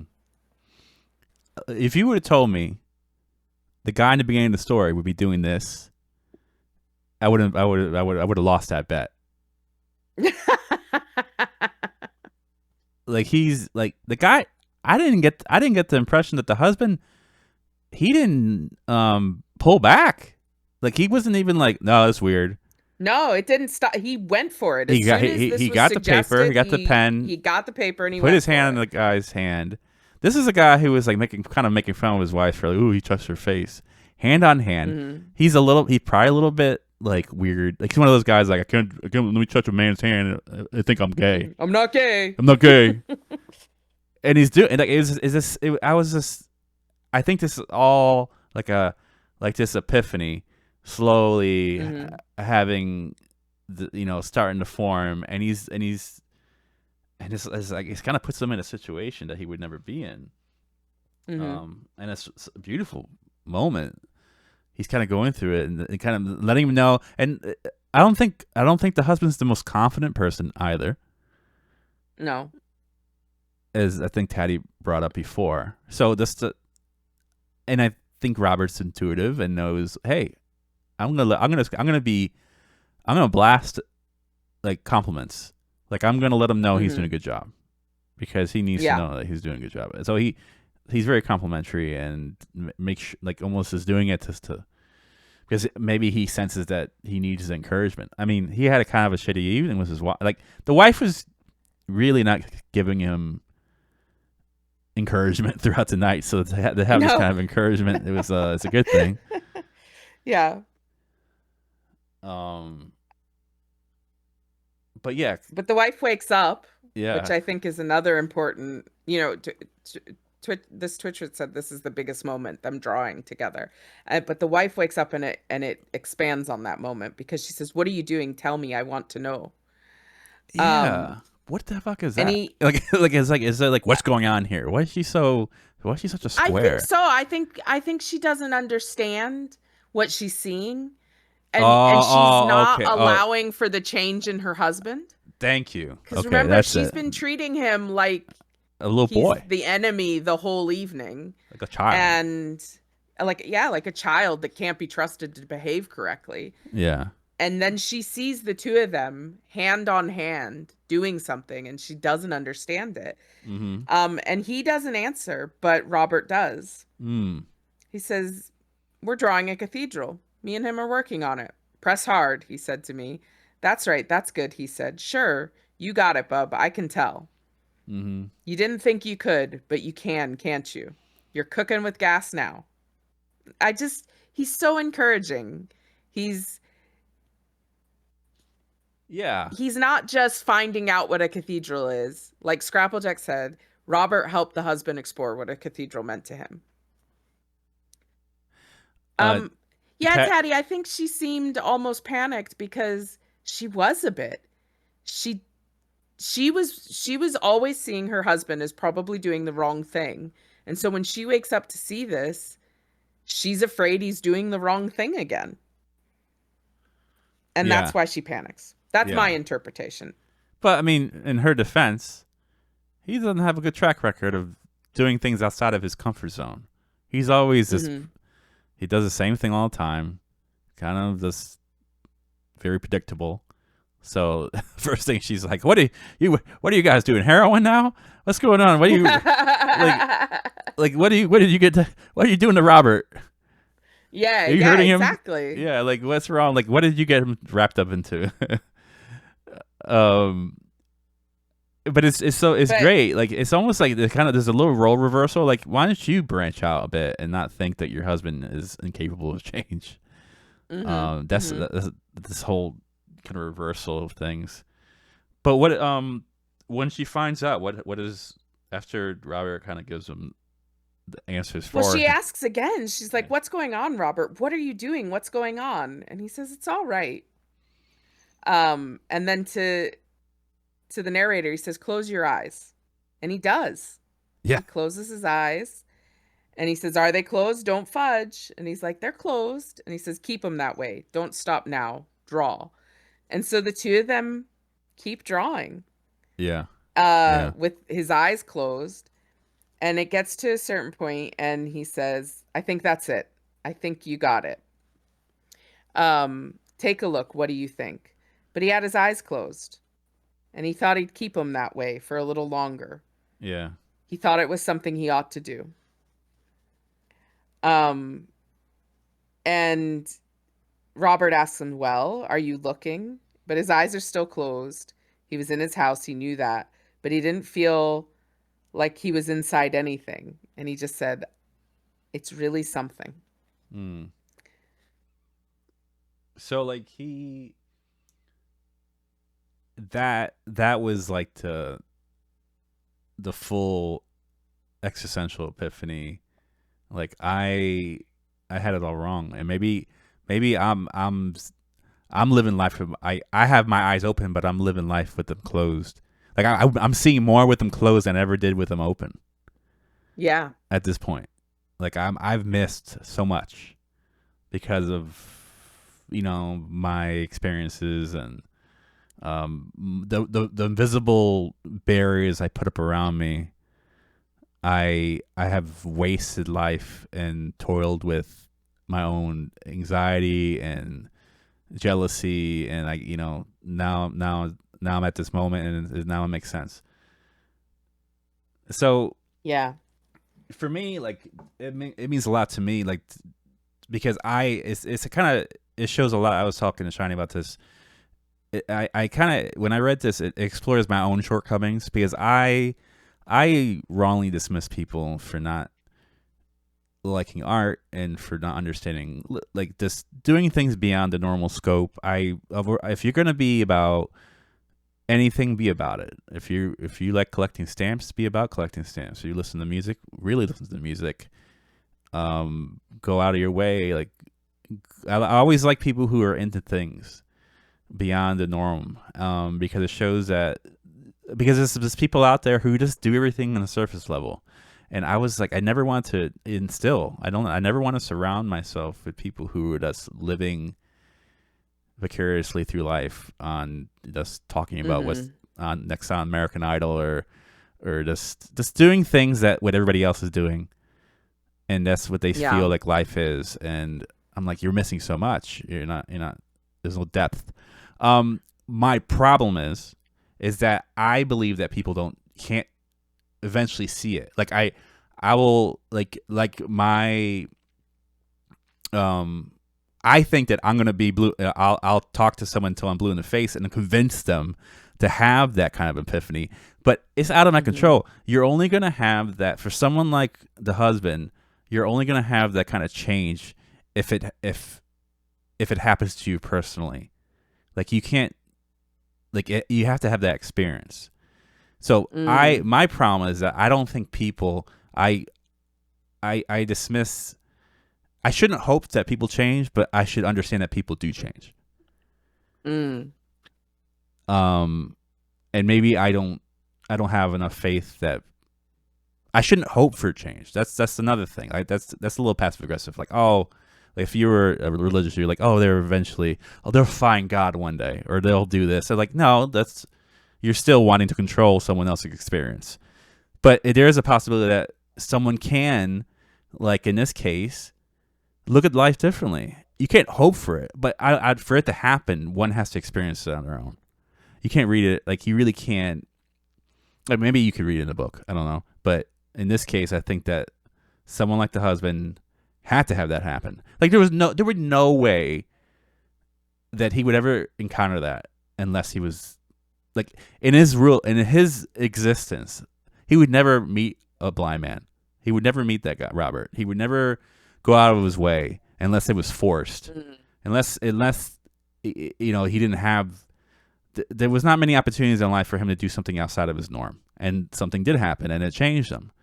But it's hard to get people like that. It's not the easiest, including myself. So just the fact that it just happens so casually it shows that and I think that's a shortcoming of the wife too. You shouldn't just dismiss your husband as being like this, this Philistine that doesn't Yeah. can is not cannot change, like is not capable of change. Like she Mm-hmm. should have had a little more faith in her husband. And if you read the story again, he's not as he. I feel like his pushback, his little comments here and there, comes more out of insecurity than anything else. I don't think Mm-hmm. there's For a lot of sure. malice in him. I think it's just learned behavior. And but if you see throughout the evening, he was pretty passive. Like he was agreeing to do things.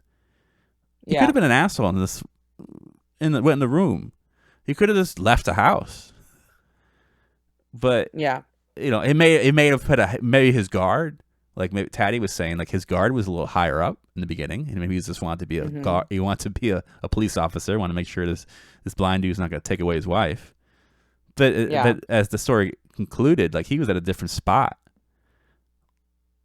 Like his distance to this guy went from like super far away, barriers up, to holding his hand and Mm-hmm. and closing his eyes. Like it's insane. And that's like an evening. Yeah. I don't know what are your thoughts, Shani, on all that ending. Um, I thought it was really beautiful because I do, as you said, we talked about this a little bit before we started streaming, but I do find it difficult sometimes to allow people to change. Mm-hmm. I I see their behavior. Like I'm very often like, I need you to prove to me that you changed, like, um, and I think he proved it. He took the narrator took a journey through Mm, this story, and it's kind of it's kind of why I never wanted to read short stories and why I now love short stories, because there is such character development in these 15 pages or whatever it is. mm, And some of it better than any novel, like mm. a lot of the novels I read don't have this much character development in them, and they're hundreds of pages long. Yeah, yeah. And I That's just a skill. it, it reminded me that, maybe I shouldn't pigeonhole people Yeah. into one way of seeing them. I do still think that your actions matter. If the next day he went and started being a dick to another blind person, I'd still, I'd be like, oh, never mind, you didn't change. You just had a moment because you were high. But, Which is a good read too. You but can't rule that out. yeah, well, you can't, I guess. But, like, in the context of this story, I feel like he had a real change of heart. I think so too. And I found it very beautiful. And I found how Robert behaved with him to be something to admire and to possibly emulate, Mm, instead of being antagonistic back to him or to point out how he was failing. He was kind to him. He tried to correct him in the kindest, least correcting sort of way. yeah. I I think you're never going to get somebody to change their mind through telling them they're wrong. Yeah. Very true. Mic drop. Totally. Um, and also, like, I when I first read that story, do you believe in, are you religious? Like, if someone I hate that when I'm in somewhere and someone like throws. I was in a coffee shop and someone was like, "Are you believe in God?" I was like, "Get the fuck out of my face! I'm having coffee." We were just talking about like we were just talking about Miami Heat, and now you want to talk about God? Like, it just seems like I don't like those kind of conversations. Not because of I just think it's like very presumptuous and kind of rude. So you think I'm gonna have this really deep conversation with you? I don't even know you. But like when I read it, I liked. I was like the whole thing. I think everyone helped me read that, understand that better. It was more like, oh, you don't have association to religion. That's why your description of the cathedral is very surface. And it wasn't like, and he didn't say it like you should be religious. Maybe you would enjoy cathedrals more. It was very innocent. It was like, oh, you just don't have that connection. Okay. I made not a judgment. I deduced that maybe you're not religious based on the way you describe this thing.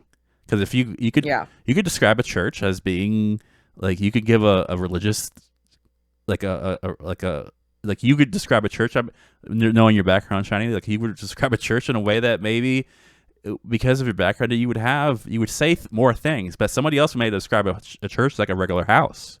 You wouldn't even know it's a church. So it's cool that I don't. It's hard to have these kind of conversations without people, I don't know, kind of getting testy with each other, and I also like the fact that the husband was able to ask a question like, "What do you see? Like, have you ever seen a cathedral?" Like, maybe if the wife was there, she would have been like, "Damn it, why'd you say that? That's so rude." But Yeah. Robert wasn't. I felt like he was like, "Hey, you're not around someone like me.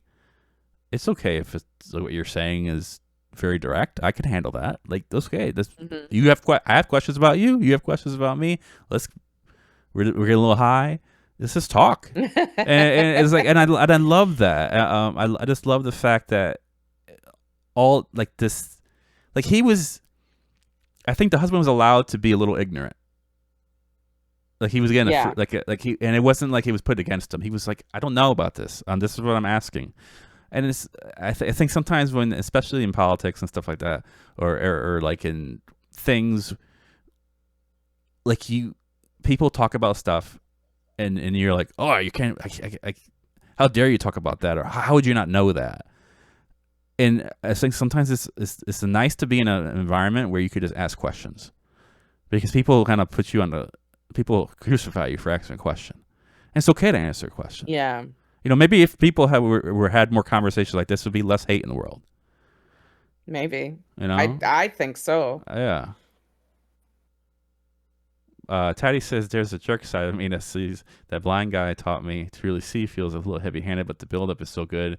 I think it kind of lifts you off pretty definitely. It's like really something. It's such a cool way to leave us off. Yeah, I mean, very Hallmark ish to say like, oh, the blind taught me to see. Like I see that. Yeah. That would be I think that this is one of Carver's most famous stories, and I think it's written so it's like this delicate. It's a delicate epiphany. It takes time. So maybe like to say that a blind guy taught me to truly, like, yeah, maybe somebody would read it like that, but it's much more than that. I think it was almost like to have that description is to almost to reduce it a bit. Like, oh, this is a guy, like that's the meaning of a thing. If it maybe it is like that to an extent, but it's done so well. Yeah. In a Carver way, with the passive aggression and the little stuff, like who would have thought to put these people to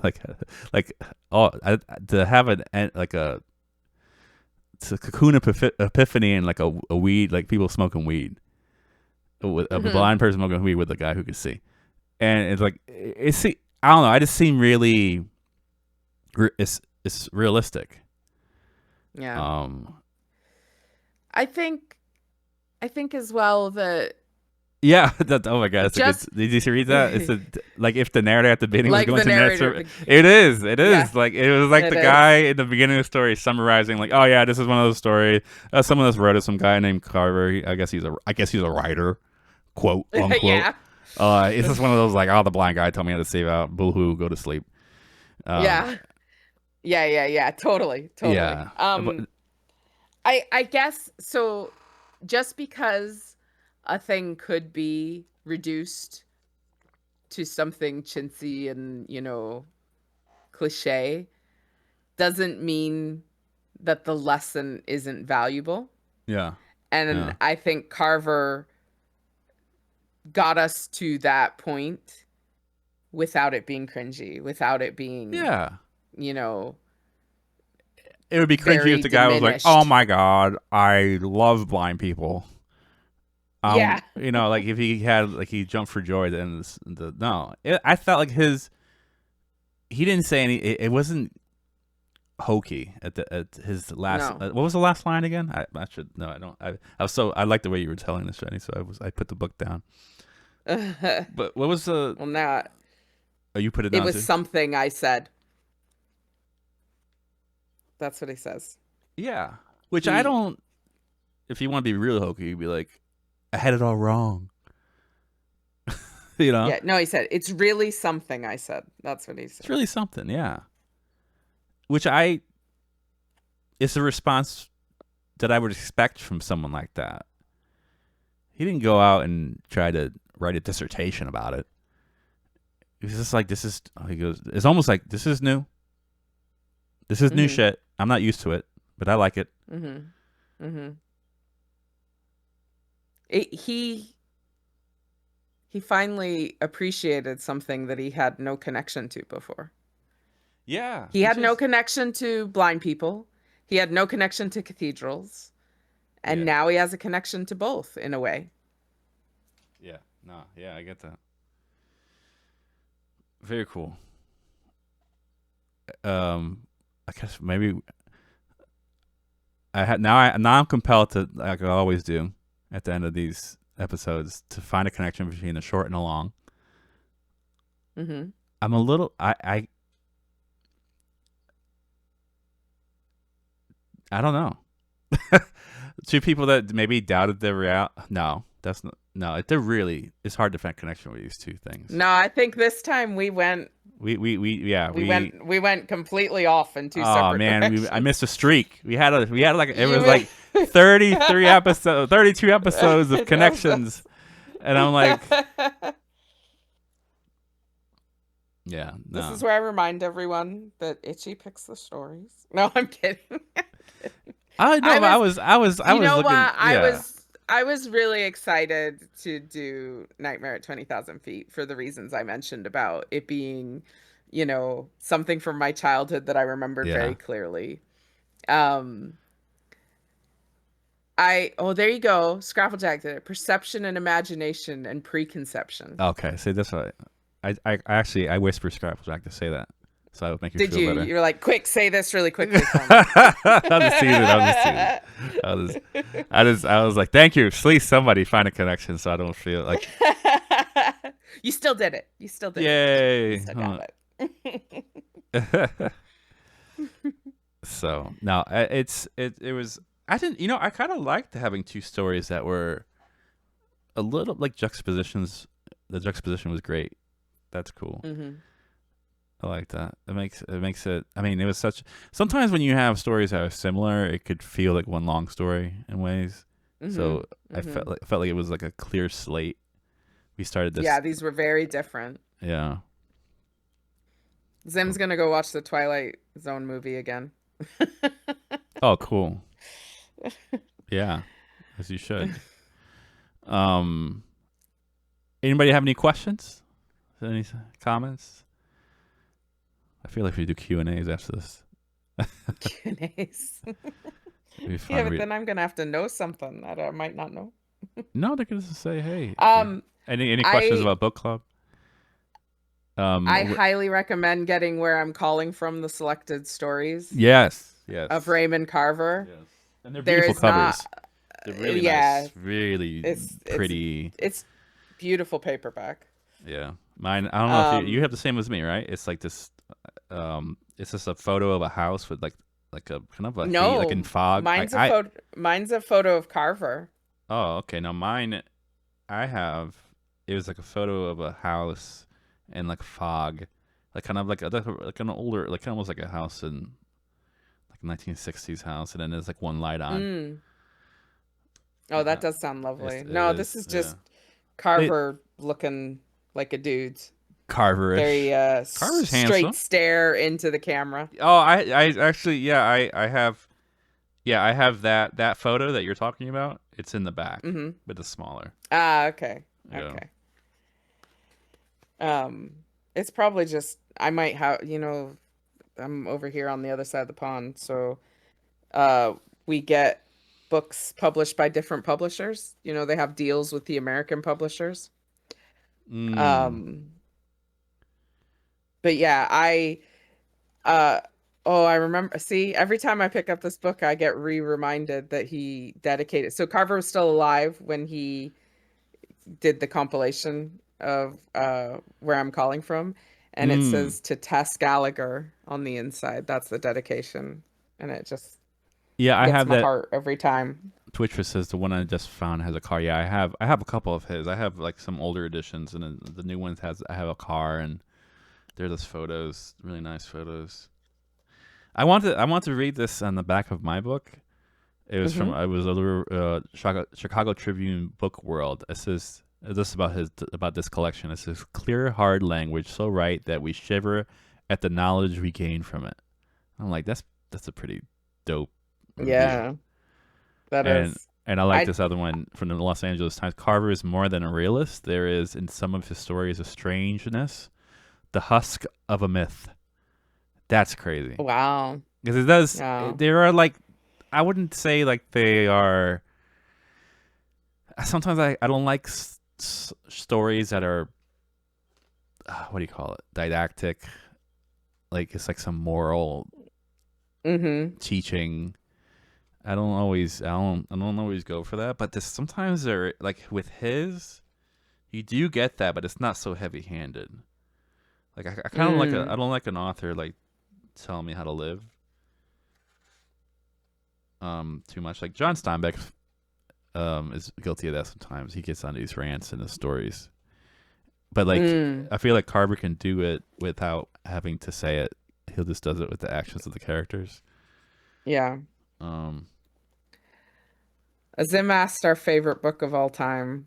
oh That's man, like the that's hardest what this question you week? could ever ask either Never. of us. Never have a favorite book. Um No, I have a favorite book right after I've read it. And then I move y- on to the next one and yeah. something else becomes my favorite book. I do If like yeah, I like Sweet Tuesday by John Steinbeck because it really Sweet Thursday. Sweet Thursday. Did I say Sweet Tuesday? Jesus Christ.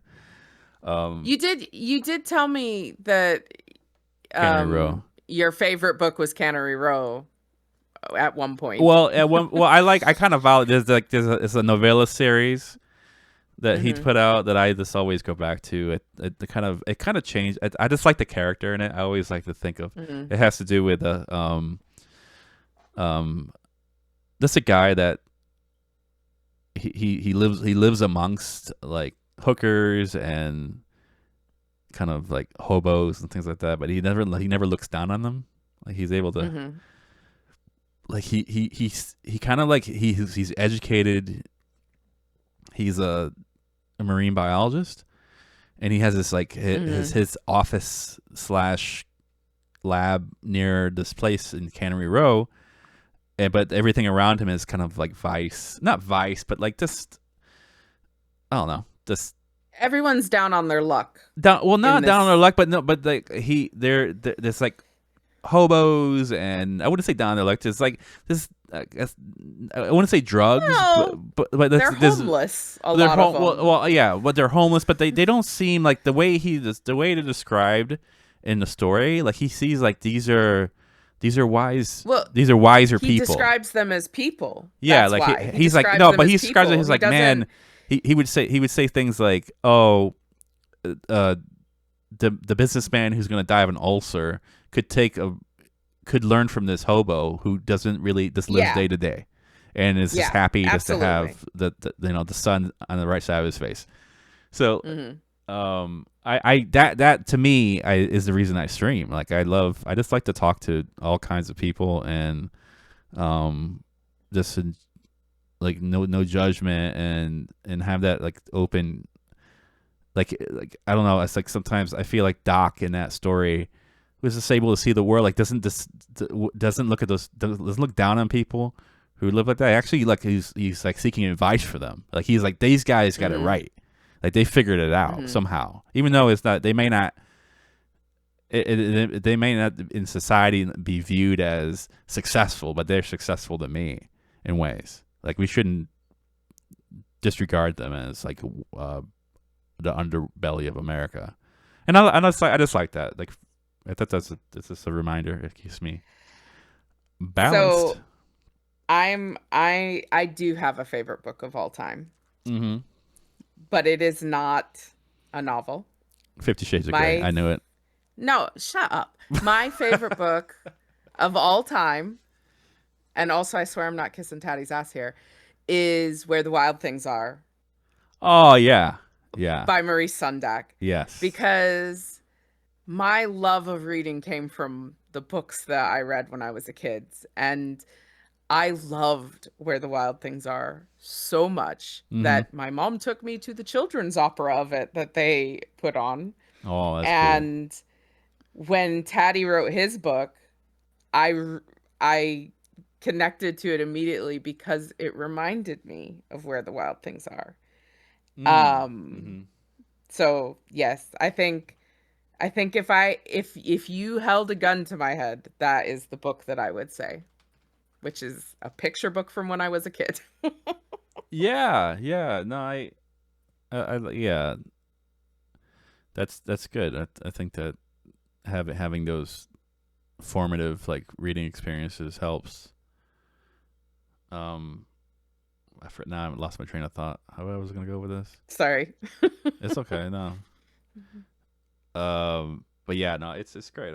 It's that's where I was gonna go. It's something about literature is really beautiful to me. I remember reading Charlotte's Web with my daughter when she was little, Mm-hmm. and I was reading. I didn't. I always I didn't read a lot to her, but I read there were certain books I read to her, and one of them being that. And I remember like, okay, I know what's gonna happen. Yet I forgot where it Mm-hmm. was that the part, and it came up so abruptly when Charlotte. I don't know, it's not spoiler alert. Like Charlotte dies. Yeah. When Charlotte dies, and it was so weird because even though I knew it was coming up, I didn't anticipate it, and I read it, and like before, as soon as like it was like almost after, like I read it, and I was like, oh, she died, and then she is the first time my daughter heard it. And we were kind of like, Mm-hmm. and I feel like we both like kind of like she was affected a little bit, and I was affected, and it was, and I've always in that moment I realized, man, books can be um good like mock scenarios for real hurt. Mm-hmm. Like it's like Yeah. it's a padded environment to deal with grief and to have it could open a discourse, especially with a child Mm-hmm. that maybe you could still go through those emotions. Like we talked about loss, and we talked about selflessness, and we talked about Charlotte. Like it was like she wasn't like it. This is not something that's sad. She wanted this. Like this was something that she chose. And she knew this was going to happen, and this is what happens in life, and we make choices. And I feel like it was easier to talk about that in a padded environment than to maybe thrust somebody into a situation like a death abruptly and then Mm-hmm. having deal like, okay, someone died, we just have to deal with this. Yeah. If we could have like a mock scenario, it could be instructive, and it could possibly help out a future Mm-hmm. situation. So that's like I always love that about you know the books, and especially when and those, especially those like where the wild things are, and the Giving Tree, and Yeah. Although now the Giving Tree pisses me off, but we won't talk about that. Um, Charlotte's Web was the first chapter book I read, and I read it out loud in the car every morning to my mother. mm. Um, and I remember, no surprise to anyone who knows me well, cried my eyes out Oh when yeah, Charlotte dies. yeah, yeah. So, Hattie, thanks for hanging with us. But yeah, so we'll start this. We'll have some stories for next week. We're gonna do. We probably have some events coming up. Like so, we're probably planning on June. It's June 6th, June 5th. 5th. See, I already got fucked up. June 5th. Shiny has a work event, so we won't be doing book club then. But in place of that, I'm gonna be doing a co-stream with Taddy, and I'm gonna play some music, and he's gonna curate, or I'm gonna curate some music, and he's gonna do some art along with it. It's gonna be a co-stream thing, and we'll probably do it a little later on. But looking forward to that. Yeah, I should be back for it, but I would Yeah, be busy during our normal book club time. So, yeah, yeah. So let's put that. Maybe we'll do a little advert for it, but it's looking forward to it's two of my favorite streamers, guys. You got to show up for it. yes, awesome. So again, thank you for being here. We have please join the Discord to be um keep a look. It helps you. We post all the stories there, so if you want to read beforehand, we can. It's not Yep. mandatory, but it does help enrich the experience. We Mm. post everything there, book club related, sometimes we do films, other things. We also talk about, if you ever have any questions or have it after the episode, if you have any things that you think about, please post them there. We'd love to hear it. Mm-hmm. All right. For So sure. thank you all. Much love. Oh, we should probably rate out, Bye. right? Oh, yeah, we could rate out. Okay. Let's see. Let me say goodbye to the rest of the YouTube crowd. Take it easy. All right. Much love. See you next week.